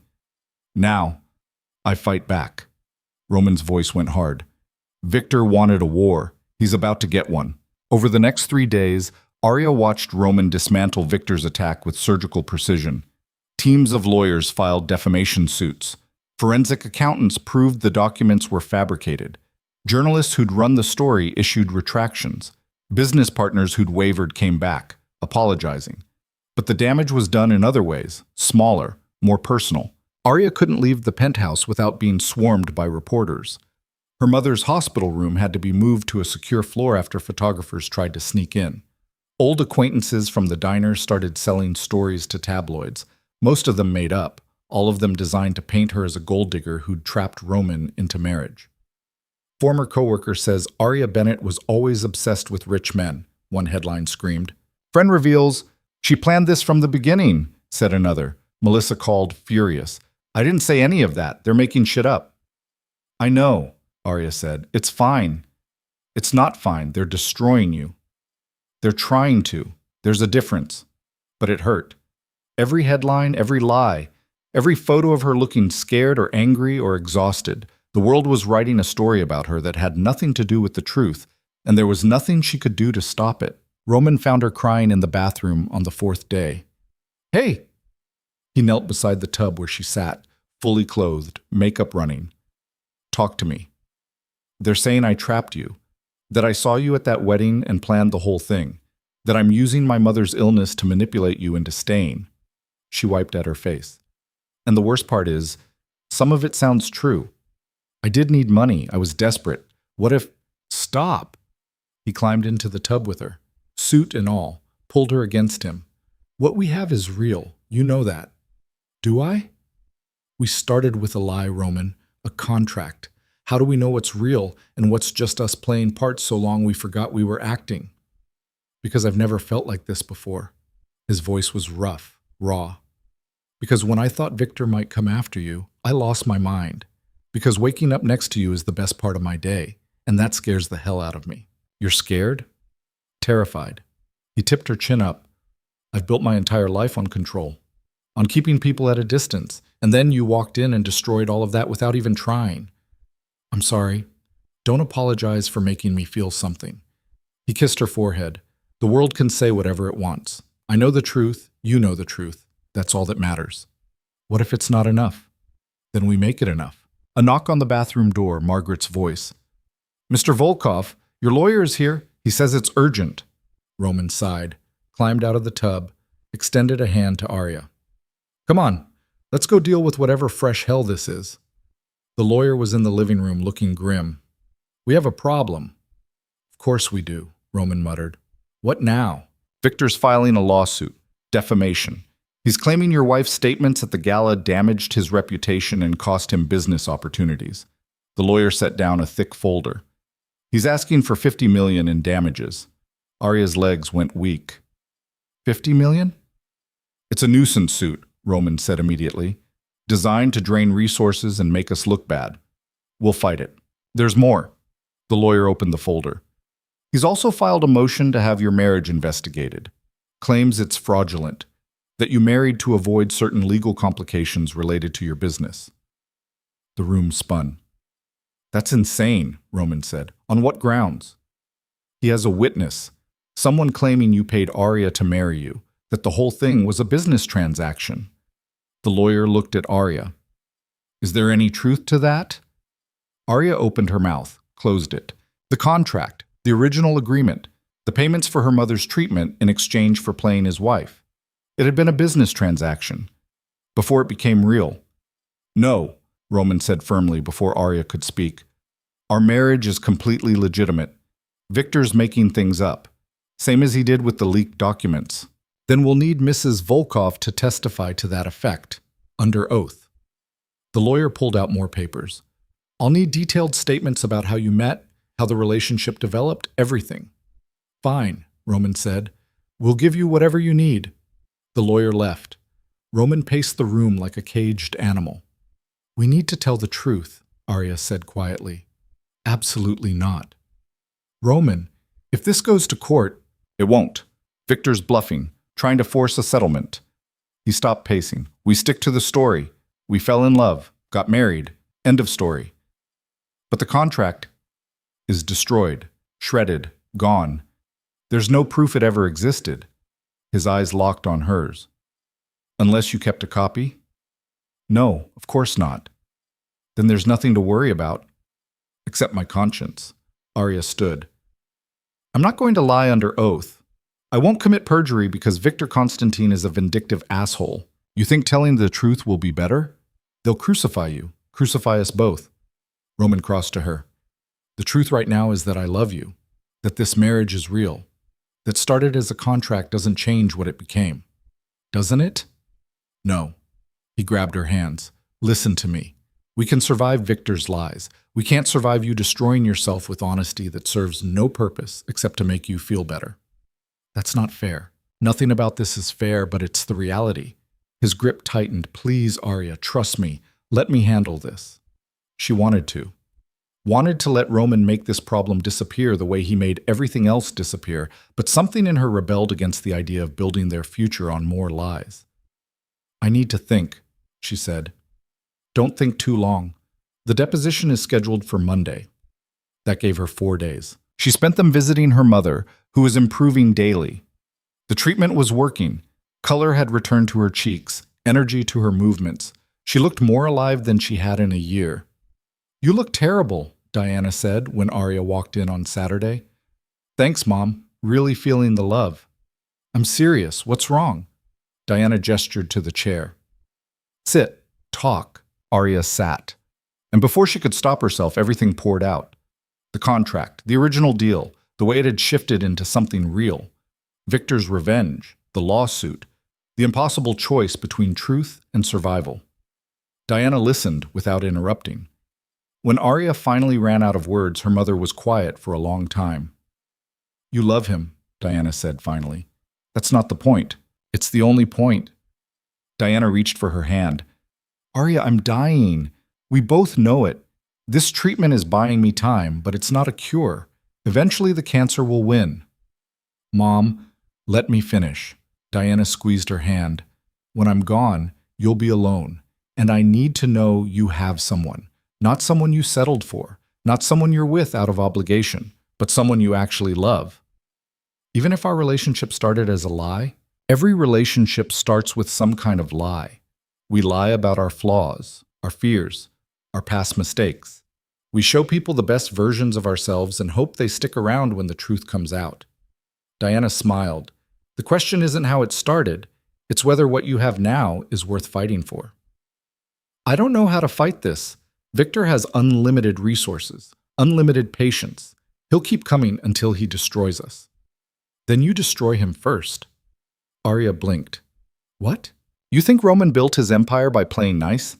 By following rules? Diana's eyes were sharp.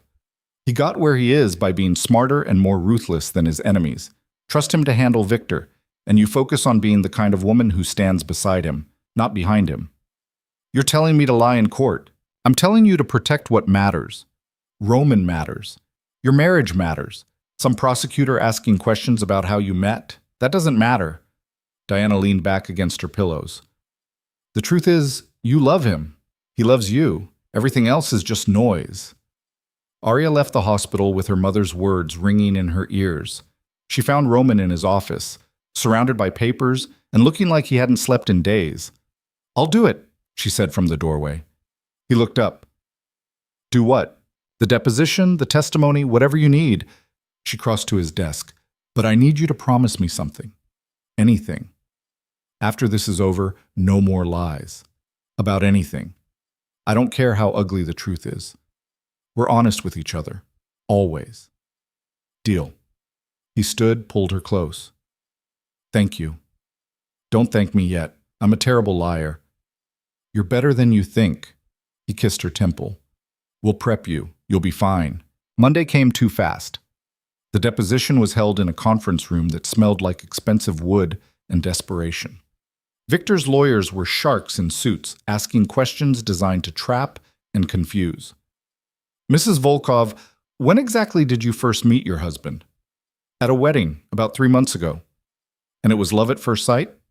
No, it was complicated at first sight. One of the lawyers smiled. Complicated how? I knocked over a waiter, made a scene. He helped me. We talked. Aria kept her voice steady. It wasn't romantic, not then. But you married him less than 3 months later. That's quite fast. When you know, you know. How convenient. The lawyer leaned forward. Mrs. Volkov, did your husband offer you money in exchange for marrying him? The room went silent.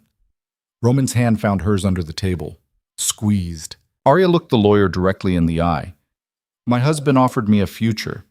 That's what people do when they fall in love. They offer each other futures. That's not an answer. It's the only answer you're getting. She leaned forward. You can ask the same question 50 different ways. My answer won't change. I married Roman because I love him. Because he loves me. Because we chose each other. If that doesn't fit your narrative, that's your problem, not mine. The lawyer tried several more angles. Aria deflected them all. By the time it was over, she was exhausted but intact. In the car afterward, Roman pulled her into his arms. You were incredible, he said. I felt like I was going to throw up the entire time. You didn't show it. He kissed her, deep and thorough. I love you. Have I mentioned that today? Not since breakfast. I love you. Another kiss. There. Now you've heard it twice. Show off. But she was smiling when she said it. The lawsuit dragged on for weeks. Victor kept filing motions. Roman's lawyers kept getting them dismissed. It was exhausting and expensive and seemed designed purely to make their lives miserable. Then, 6 weeks after it started, Victor dropped the suit. No explanation, no settlement. Just a terse filing that made it all go away. Why? Aria asked when Roman told her. Because I made him an offer he couldn't refuse. Roman's smile was sharp, dangerous. I bought out his biggest competitor, merged them with my shipping division. Now I control 70% of the shipping routes in and out of the city. You bankrupted him. I eliminated his leverage. There's a difference. Roman pulled her onto his lap. Victor operates through intimidation and manipulation.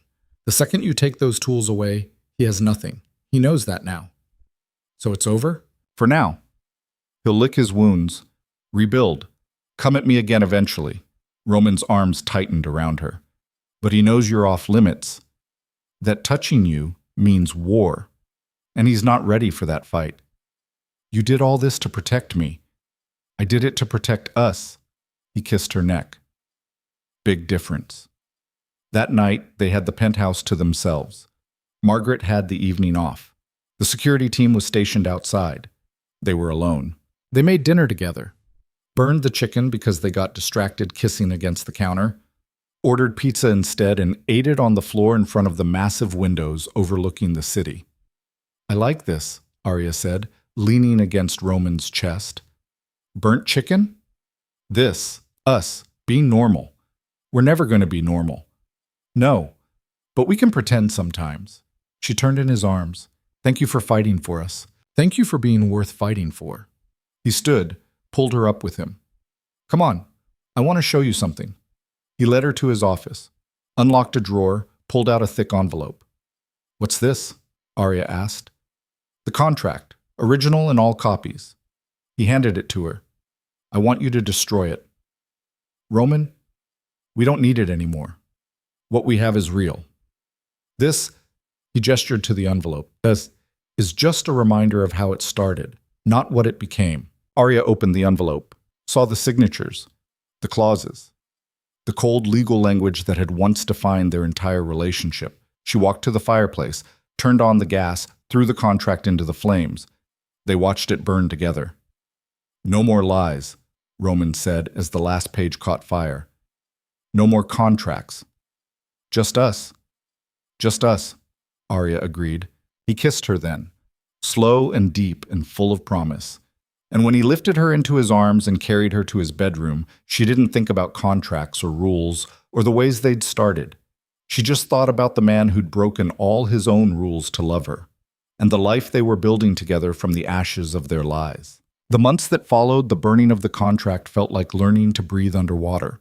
Not easy, not natural, but necessary, and eventually almost beautiful. Aria woke up most mornings tangled in Roman's sheets, his arm heavy across her waist, his breathing steady against her neck.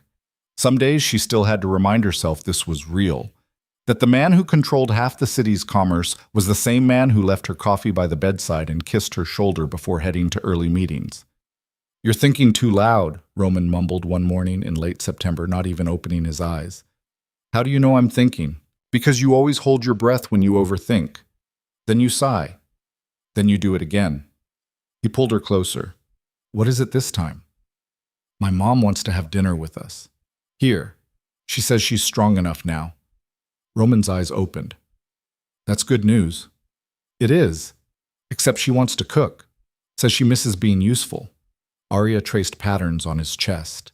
She can barely stand for more than 20 minutes without getting tired. So we help her. Set up a chair in the kitchen. Make it easy.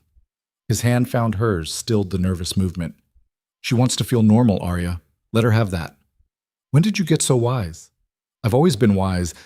You just weren't paying attention. She bit his shoulder. He laughed and rolled her beneath him, and they were late to everything that day. Diana came over the following Saturday, looking thinner than Aria liked, but smiling wider than she had in years. Roman had transformed the kitchen, bringing in a high stool with a cushioned back, pre-chopping vegetables, organizing everything within easy reach. You didn't have to do all this, Diana said, but her eyes were bright with gratitude. I didn't. Margaret did. Roman gestured to the housekeeper, who was pretending not to hover. I just wrote the check. Liar, Margaret said cheerfully. He was up at 6 this morning, rearranging everything himself. Diana looked at Roman with something soft in her expression. You take good care of my daughter. I try. He met Aria's eyes across the kitchen. She makes it easy. They made lasagna together, the three of them. Diana directed from her stool, while Aria assembled layers and Roman proved surprisingly competent at following instructions. The kitchen smelled like garlic and tomatoes and something Aria couldn't name, something that felt like family. Your father used to hate cooking, Diana said, watching them work. Said it was too much standing still. He needed to be moving all the time. Aria paused mid-layer. Her mother rarely talked about her father, who died when Aria was 7. Heart attack. Sudden. The kind of loss that carved holes in people and never quite filled back in. You miss him, Roman said quietly. Every day. Diana's smile was sad. But less sharp now. Time does that. Makes the pain softer around the edges. What was he like? Roman asked. And Diana told them. Stories Aria had heard and stories she hadn't. About a man who'd worked construction and came home covered in dust but always stopped to bring Diana flowers from the corner bodega. Who'd taught Aria to ride a bike by running behind her for 3 hours straight until his legs gave out. Who'd made terrible jokes and laughed at all of them himself. He would have liked you, Diana said to Roman as they ate. He respected people who worked hard, who kept their promises. I hope I would have earned that respect. You have mine. That's close enough. Diana reached across the table, squeezed his hand. Thank you for loving my daughter the way you do. Roman's throat worked. She makes it impossible not to. After dinner, Diana fell asleep on the couch, exhausted but happy. Roman carried her to the guest room while Aria cleaned up, and when he came back, he found her crying over the sink. Hey! He turned off the water, pulled her around. What's wrong? She's dying and there's nothing I can do about it. The words broke. The treatment is buying time, but that's all it's doing, buying time. And I keep pretending like maybe this time will be different, maybe she'll be the miracle case, but she won't. She's gonna die, and I'm gonna lose her, and I don't know how to survive that. Roman held her while she cried. Didn't offer empty platitudes or false hope, just held her and let her break apart against his chest. You'll survive it because you have to, he said finally, because she'd want you to, because grief is just love with nowhere to go, and you'll find places to put it. Where did you hear that? My mother, before she died. His arms tightened. She was right. It doesn't stop hurting, but you learn to carry it differently. They stood there until Aria's tears ran out, until she could breathe again without feeling like her ribs were caving in. I love you, she whispered. I know. He kissed her forehead. I love you too, even when you're a mess, especially when you're a mess. Especially? Because that's when you need me most, and I like being needed by you. 3 weeks later, Roman came home early to find Aria on the balcony, staring at her phone with an expression he couldn't read. What happened? He asked. She looked up. Victor's dead. Roman went very still. What? Heart attack. This morning. His lawyer just sent a formal notice closing all pending litigation. She showed him the email. It's over. Everything. The lawsuits, the threats, all of it. Roman took the phone, read the email twice, then set it down and pulled out his own phone, made 3 calls to people who would know if this was real or another game. It was real. Victor Constantine had died in his sleep. Massive coronary, the kind of death that looked natural and probably was. How do you feel about this? Aria asked. Roman considered the question, considered lying, decided against it. Relieved, he admitted. Victor was a problem that wouldn't go away. This solves it. That's cold. It's honest. He met her eyes. I won't pretend to mourn a man who tried to destroy us, who threatened you, who would have kept coming until one of us broke. Will there be others like him? Probably. This world is full of victors, men who think power means crushing everyone in their path. Roman pulled her close. But I'm good at handling them, and now they know you're not a weakness they can exploit. You're something I'll go to war for. That changes the calculation. I don't want you going to war for me. Too late. Already did. Already won. He kissed her temple. Though I appreciate the sentiment. They stood on the balcony as the sun set, painting the city in shades of orange and gold. Aria leaned against Roman's chest and thought about how strange life was. How you could start in one place and end up somewhere completely different. How the scariest decisions sometimes led to the best outcomes. Do you ever regret it? She asked. The contract. Starting this way. No. No hesitation. Because if I'd tried to do this the normal way, I would have talked myself out of it. Convinced myself I didn't deserve you. That I'd ruin you like I've ruined everything else. His hand found hers, threaded their fingers together. The contract gave me permission to want you, and once I had you, I couldn't let go. You didn't ruin me. Not yet. But he was smiling when he said it. November brought cold rain and news that Diana's latest scans showed the cancer spreading. Slowly, but spreading. 3 to 6 months, Dr. Patel said gently. Possibly longer with continued treatment, but the trajectory is clear. Aria took it badly, locked herself in the bathroom for 2 hours and refused to come out even when Roman promised her everything from ice cream to a puppy. Go away, she called through the door. No. I want to be alone. Too bad. We're married. You don't get to be alone anymore. He slid down to sit with his back against the door. I'm going to sit here until you come out, and I'm going to tell you terrible jokes. And you're going to hate it, but eventually you'll laugh and then you'll open the door. I won't. You will, because you can't resist my charm. You're not charming. Lie. I'm incredibly charming. It's my best quality. He paused. Okay, what do you call a fish wearing a crown?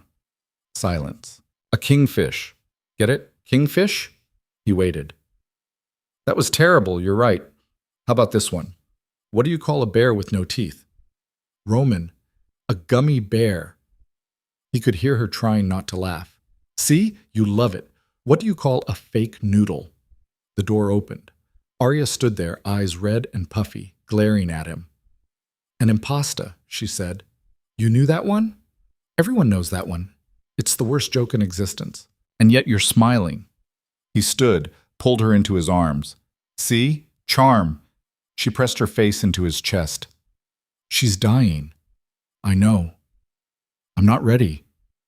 You'll never be ready. That's not how this works. He stroked her hair. But you'll get through it.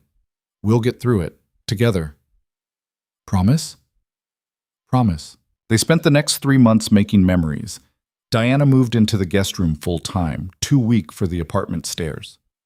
Roman hired a full-time nurse, but made sure Diana never felt like a patient in their home. They watched terrible reality TV together, made cookies that no one really wanted to eat, took slow walks through the building's rooftop garden when Diana had the energy. Aria photographed everything. Diana laughing at something stupid Roman said. Diana teaching Margaret her mother's recipe for chicken soup. Diana asleep in the armchair with late afternoon sun painting her face gold.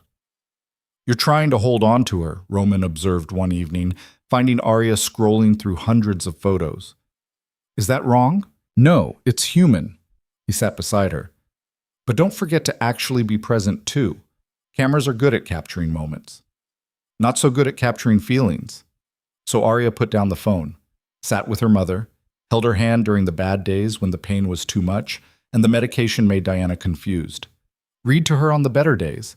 Told her stories about stupid things that happened at the grocery store or funny texts from Melissa. I'm proud of you, Diana said one afternoon in early February. She was having a good day, alert and present. You've built a good life. You helped me build it. No? I just gave you tools. You did the building. Diana's fingers were thin and cold in Aria's grip. And you picked the right man. Roman's good for you. He's bossy and controlling and thinks he knows everything. And he loves you more than anything in this world. I see it every time he looks at you. Diana smiled. That's the kind of love worth fighting for, baby. The kind that doesn't quit even when things get hard. I'm going to miss you so much. I know. I'm going to miss you too.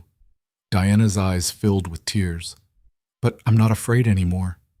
I've seen you happy. I've seen you loved. That's all I needed. Mom, let me finish. Diana squeezed her hand. When I'm gone, I don't want you to fall apart. You're allowed to grieve, but you're not allowed to stop living. Promise me. I can't. Promise me, Aria. I promise, Aria whispered.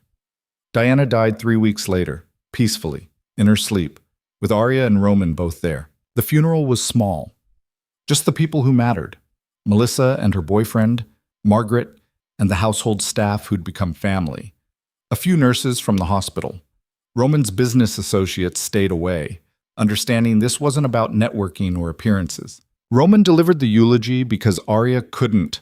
Spoke about a woman he'd only known for months, but who'd treated him like family anyway. Who'd taught him that kindness wasn't weakness, that letting people in wasn't the same as losing control. Diana Bennett was the strongest person I've ever met, he said, looking directly at Aria. She fought for her life with everything she had. But more than that, she fought for her daughter's happiness. Made sure Aria was taken care of. Made sure she wasn't alone. His voice broke slightly.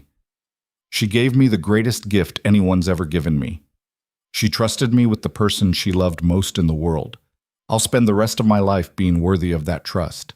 Aria cried through the entire service. Cried through the burial. Cried through the reception at the penthouse where people told stories about Diana that made everyone laugh through their tears. That night, after everyone left, she stood on the balcony and screamed at the sky until her throat was raw. Roman didn't try to stop her, just stood nearby, waiting. When she finally ran out of voice, he pulled her close. I've got you, he said. I've got you. The grief came in waves after that. Some days Aria could breathe around it. Other days it crushed her completely. Roman learned to read the difference, learned when she needed space and when she needed to be held, learned that sometimes helping meant just sitting in silence while she cried. I don't know how to do this, Aria said one night 2 months after the funeral. Everyone keeps saying it gets easier, but it doesn't. It just gets different. Different is better than worse, Roman offered. Is it? Yeah, because different means you're adapting, moving, not stuck. He pulled her onto his lap. Your mom wouldn't want you stuck. My mom wanted a lot of things. What do you want? The question surprised her. I don't know anymore. Then we figure it out, together. He kissed her forehead. What made you happy before all this? Aria thought about it. Helping people, feeling useful. I liked working at the diner because I was good at it, because I made people's days a little better. So do that. Find a way to help people, make days better. How? I don't know, but you will. He sounded completely certain. 3 weeks later, Aria found herself in Dr. Patel's office asking about patient advocacy programs, about ways to help people navigate the impossible maze of cancer treatment and medical bills and insurance nightmares. We have a volunteer program, Dr. Patel said, but honestly, we need someone to run it. Organize it, make it actually function instead of just existing on paper. I could do that. You want to? I think so. Maybe. Yes. Aria sat up straighter. Yes, I want to do that. Dr. Patel smiled. When can you start? Aria threw herself into the work. Spent her days at the hospital, helping families understand treatment options, connecting them with financial resources, just sitting with people who were terrified and alone and needed someone to tell them it would be okay, even when it might not be. Roman supported it completely. Never complained when she came home late, emotionally exhausted, just had dinner waiting and listened when she needed to talk about the hard days. You're good at this, he said one evening, helping people. I learned from the best. Aria smiled sadly. My mom spent her whole life taking care of people. Me, her friends, random neighbors who needed help. It's what she did. Now you're doing it for her. I'm doing it for me, too. It helps. Feeling useful. Like maybe all that pain meant something. It meant everything. Roman pulled her close. Your mom's pain bought you this life. Your pain is helping other people survive theirs. That's not nothing, Aria. That's everything. 6 months after Diana's death, Aria realized she'd gone a whole day without crying, then a whole week, then a month. The grief didn't disappear. It just became part of her landscape, something she carried instead of something that crushed her. I think I'm okay, she told Roman one morning. Yeah? Yeah, I'm sad. I miss her, but I'm also happy with you, with my work, with this life. She rolled over to face him. Is that allowed? To be happy when someone you love is gone? It's not just allowed. It's required. He tucked her hair behind her ear. Your mom didn't fight so hard just so you could spend the rest of your life miserable. She fought so you could have this, happiness, love, a future. We have a future. We do. He kissed her, soft, sweet. What do you want that future to look like? Aria thought about it, really thought. I want to expand the program, help more hospitals, reach more families. She traced his jawline. I want to wake up next to you every morning. I want terrible coffee and burnt toast and arguments about whose turn it is to call the plumber. I want all of that too. Even the burnt toast? Especially the burnt toast. He smiled. What else? Maybe a dog? Margaret says the building allows pets. We can get a dog. And eventually, maybe, if we're ready. She hesitated. Kids? Roman went very still. Kids? Not now, but someday. If you want that. Aria searched his face. Do you want that? I never thought I did. He said it slowly, carefully. I never thought I deserved that. A family, the whole picture. And now? Now I think maybe I could deserve it, if you're there to keep me honest. He cupped her face. Yeah, someday. I want that. They got the dog first. A rescue mutt, who was equal parts lab and chaos. Named him Atlas because he thought he was carrying the weight of the world on his shoulders. He's neurotic, Roman observed, watching the dog pace the apartment. He's anxious. There's a difference. He's definitely your dog. Atlas settled in eventually, stopped pacing, started sleeping in their bed, taking up more space than should be physically possible for his size. Roman pretended to be annoyed, but Aria caught him hand-feeding the dog treats when he thought no one was looking. The program expanded. Aria hired staff, secured funding from Roman's business contacts who couldn't say no when he asked. Within a year, they were operating in 12 hospitals across the state. You built something incredible, Roman said, looking at the latest impact report. We built something incredible, Aria corrected. I couldn't have done this without your connections, your funding, your support. You could have done it without all that, just would have taken longer. He set down the report. I'm proud of you. I'm proud of us. Yeah, he pulled her close. Me too. 2 years after Diana's death, Aria stood in front of her mother's grave with news. I'm pregnant, she said to the headstone. 3 months. We waited to tell anyone until we were sure. She touched her still flat stomach. Roman's terrified, trying to hide it, but I can tell. He thinks he's going to mess everything up. The wind rustled through the trees overhead. I told him you thought he was good for me, that you trusted him. He cried when I said that, actually cried. Aria smiled. I wish you were here to meet them, to tell me I'm doing this right, to hold my hand when I'm scared. She stood there for a long time, talking to her mother like Diana could hear. Maybe she could. Maybe that's what faith was, believing the people we loved never really left us. Roman found her there an hour later. Thought I'd find you here, he said, wrapping his arms around her from behind. I was telling her about the baby. What did she say? That I'm going to be a great mom, that we're going to figure this out, that she's proud of us. Aria leaned back against him, the usual maternal encouragement. All true. He pressed a kiss to her neck. We're going to be terrible at this at first. Probably. The baby's going to cry, and we won't know why, and we'll panic and call Dr. Patel at 3 a.m. Definitely. But we'll figure it out. Together. Together, Aria agreed. They stood there as the sun set, talking to a woman who couldn't answer, but whose presence they both still felt, whose love had brought them together in the first place, whose death had taught them what mattered most. The baby came in March. A girl. 7 pounds, 6 ounces, with Roman's gray eyes and Aria's stubborn chin. They named her Diana.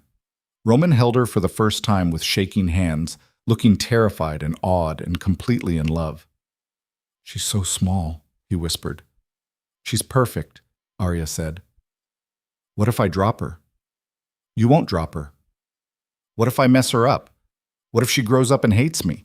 Then we'll deal with it, together." Aria touched his arm. "You're going to be a great father, Roman." "How do you know?" "Because you were terrified of loving me too, and you're really good at that now." He looked at her, at their daughter, at the life they'd built from lies and contracts and impossible choices. "I love you," he said. "I know." "No, I mean," he struggled for words. "I love you in a way I didn't know I could love anyone. You changed everything, made me want things I thought were impossible, made me believe I deserved them." "You do deserve them. We both do." Aria leaned against him carefully, mindful of the baby between them. "We earned this. The hard way, but we earned it." They brought Diana home to a penthouse that had transformed from a showpiece into a home. Baby equipment everywhere. Atlas investigating the newcomer with confused interest. Margaret crying happy tears and immediately taking over with the kind of competence that only came from raising 3 kids of her own. The first weeks were hard, sleepless, overwhelming. Roman walked the floors at 3 a.m. with a screaming baby who wouldn't settle, looking like he'd aged 10 years. Aria cried from exhaustion and hormones and the sheer terror of being responsible for another human life. But they figured it out, fed her, changed her, learned her different cries and what they meant, took turns on the hard nights, celebrated the small victories when Diana slept for more than 2 hours straight. "We're doing okay, right?" Aria asked one morning, watching Roman give Diana a bottle while making faces that made the baby's eyes track his movements. "I think so. She's alive. Fed. Relatively clean." He glanced up. "Though I'm pretty sure she just peed on me." "She definitely did. I can see the wet spot spreading." "Why didn't you warn me?" "Because watching you learn is more fun." Roman made an undignified noise but didn't move, just kept feeding their daughter while his shirt slowly became soaked. That's when Aria knew. Really knew. They were going to be fine. Not perfect. Never perfect. But fine. Good. Happy. The kind of happy you had to fight for. The kind that came from choosing each other every single day, even when things were hard. Especially when things were hard. 6 months after Diana was born, Aria expanded the advocacy program into 15 more hospitals. Roman brokered a deal that eliminated Victor's remaining business interests and consolidated his own empire into something more legitimate, more sustainable. They bought a house outside the city with a yard for Atlas and eventually Diana. Kept the penthouse for when Roman needed to be downtown. "We're domesticating you," Aria teased, watching him assemble a crib for the new nursery. "I'm allowing myself to be domesticated." "There's a difference." "Is there?" "Yes. I maintain the illusion of control." He tightened a bolt. "It's important for my ego." "Your ego is fine." "My ego is fragile and you know it." But he was smiling. They settled into a rhythm. Work, family. The occasional gala when Roman needed to maintain appearances. But mostly, they stayed home. Built a life that was quiet and ordinary and theirs. 1 year became 2. 2 became 5. Diana grew from a baby into a toddler with her father's stubbornness and her mother's empathy. They added a second dog. A cat who tolerated everyone with regal disdain. A goldfish that died within a week and prompted Diana's first experience with grief and mortality. "Everything dies," she said seriously at age 4, standing over the toilet while they prepared to flush the goldfish. "Like Grandma Diana." Aria's chest tightened. "Yes, baby, like Grandma Diana." "But we remember them, right? That's what you said." "That's right. We remember them." "So Sparkles," Diana pointed at the goldfish, "will live in my memory forever." "Sparkles will definitely live in your memory forever," Roman agreed, trying not to smile. They flushed the fish, held a brief memorial service in the bathroom. Diana drew a picture of Sparkles to hang on her wall. She's handling death better than I did, Aria said that night. She learned from you. You showed her it's okay to grieve, to remember, to keep living anyway. Roman pulled her close. You're a good mom. We're good parents. Yeah, we really are. On their 7th anniversary, Roman took Aria back to the ballroom where they'd first met. He'd rented the entire space, recreated the wedding down to the ice sculptures and champagne fountains. This is insane, Aria said, staring at the familiar space transformed into something romantic instead of ostentatious. This is romantic. There's a difference. He led her onto the dance floor. I wanted to give you the wedding we should have had if we'd done this right the first time. We did do it right. We did it our way. Our way involved a courthouse and a judge who looked bored out of his mind. And I wouldn't change any of it. She wrapped her arms around his neck. Except maybe the part where we both thought this was temporary. That was the stupidest rule I've ever made. You've made a lot of stupid rules. Name one other stupid rule. No feelings, no falling in love, no real intimacy. She smiled. Should I keep going? Point made. He spun her gently. Good thing we're both terrible at following rules. The best thing. They danced for hours. Just the two of them in a ballroom built for hundreds. No cameras, no performance. Just two people who'd found each other in the worst possible way and made it work anyway. I have something for you, Roman said as the night wound down. He led her to a table where a single envelope waited. What is this? Open it. Inside was a legal document. Aria skimmed it, not understanding at first. Then the words clicked into place. You're creating a foundation? In my mother's name? In both your names.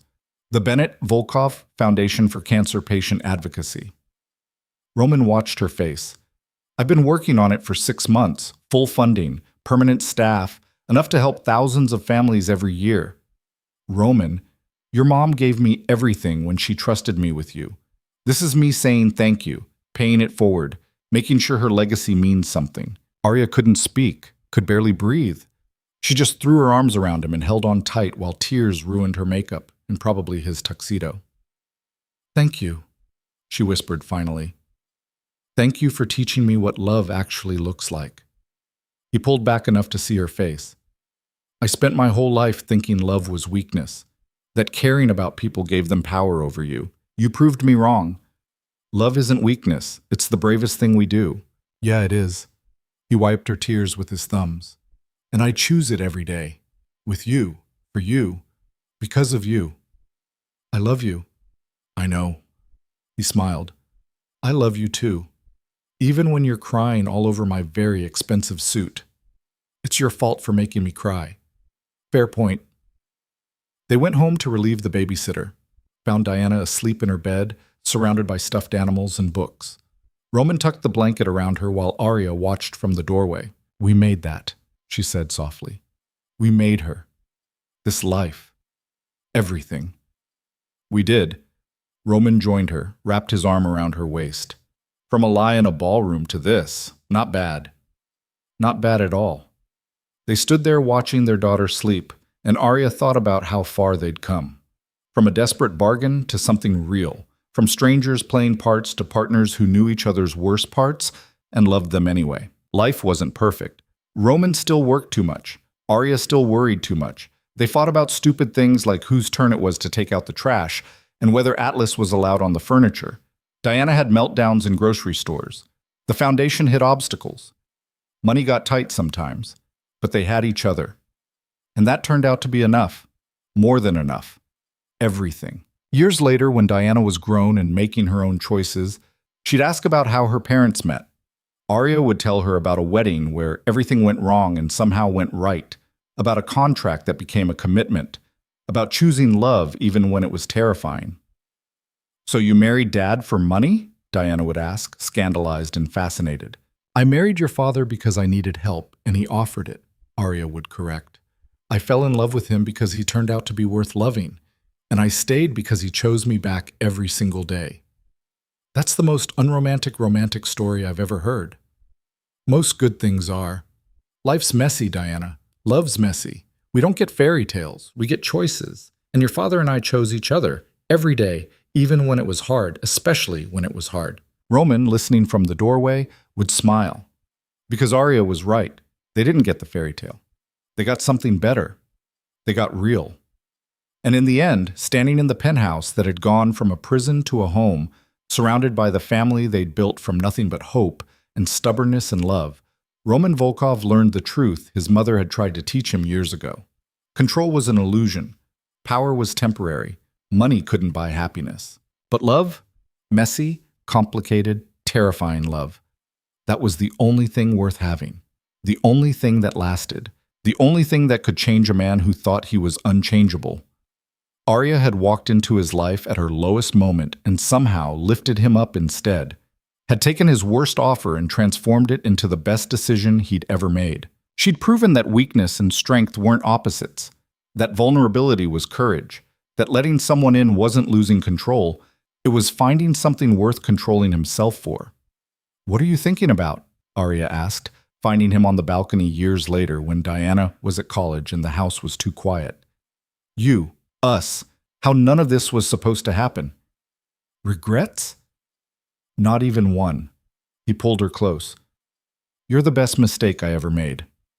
"I'm not a mistake. You're right. You're the best decision I ever made. Better?" "Better." She leaned against him, watching the city lights. "We did good, didn't we?" "We did great." And they had. Two broken people who'd found each other in a ballroom full of lies and built something true, something lasting, something that proved love wasn't about perfection or control or following rules. Love was about showing up, every day, even when it was hard, even when it hurt, even when it would be easier to walk away. Love was about choosing each other, again and again and again, until choosing became as natural as breathing. That was the lesson. The one Diana Bennett taught her daughter without meaning to. The one Aria learned in the hardest way possible. The one Roman finally understood after a lifetime of running from it. Love doesn't make you weak. Fear of love does. And courage isn't the absence of fear. It's loving anyway, choosing anyway, staying anyway. In the end, that's all any of us can do. Choose love, choose each other, choose to believe that messy and imperfect and real is better than pristine and controlled and empty. Roman and Aria chose that every day for the rest of their lives, and it made all the difference.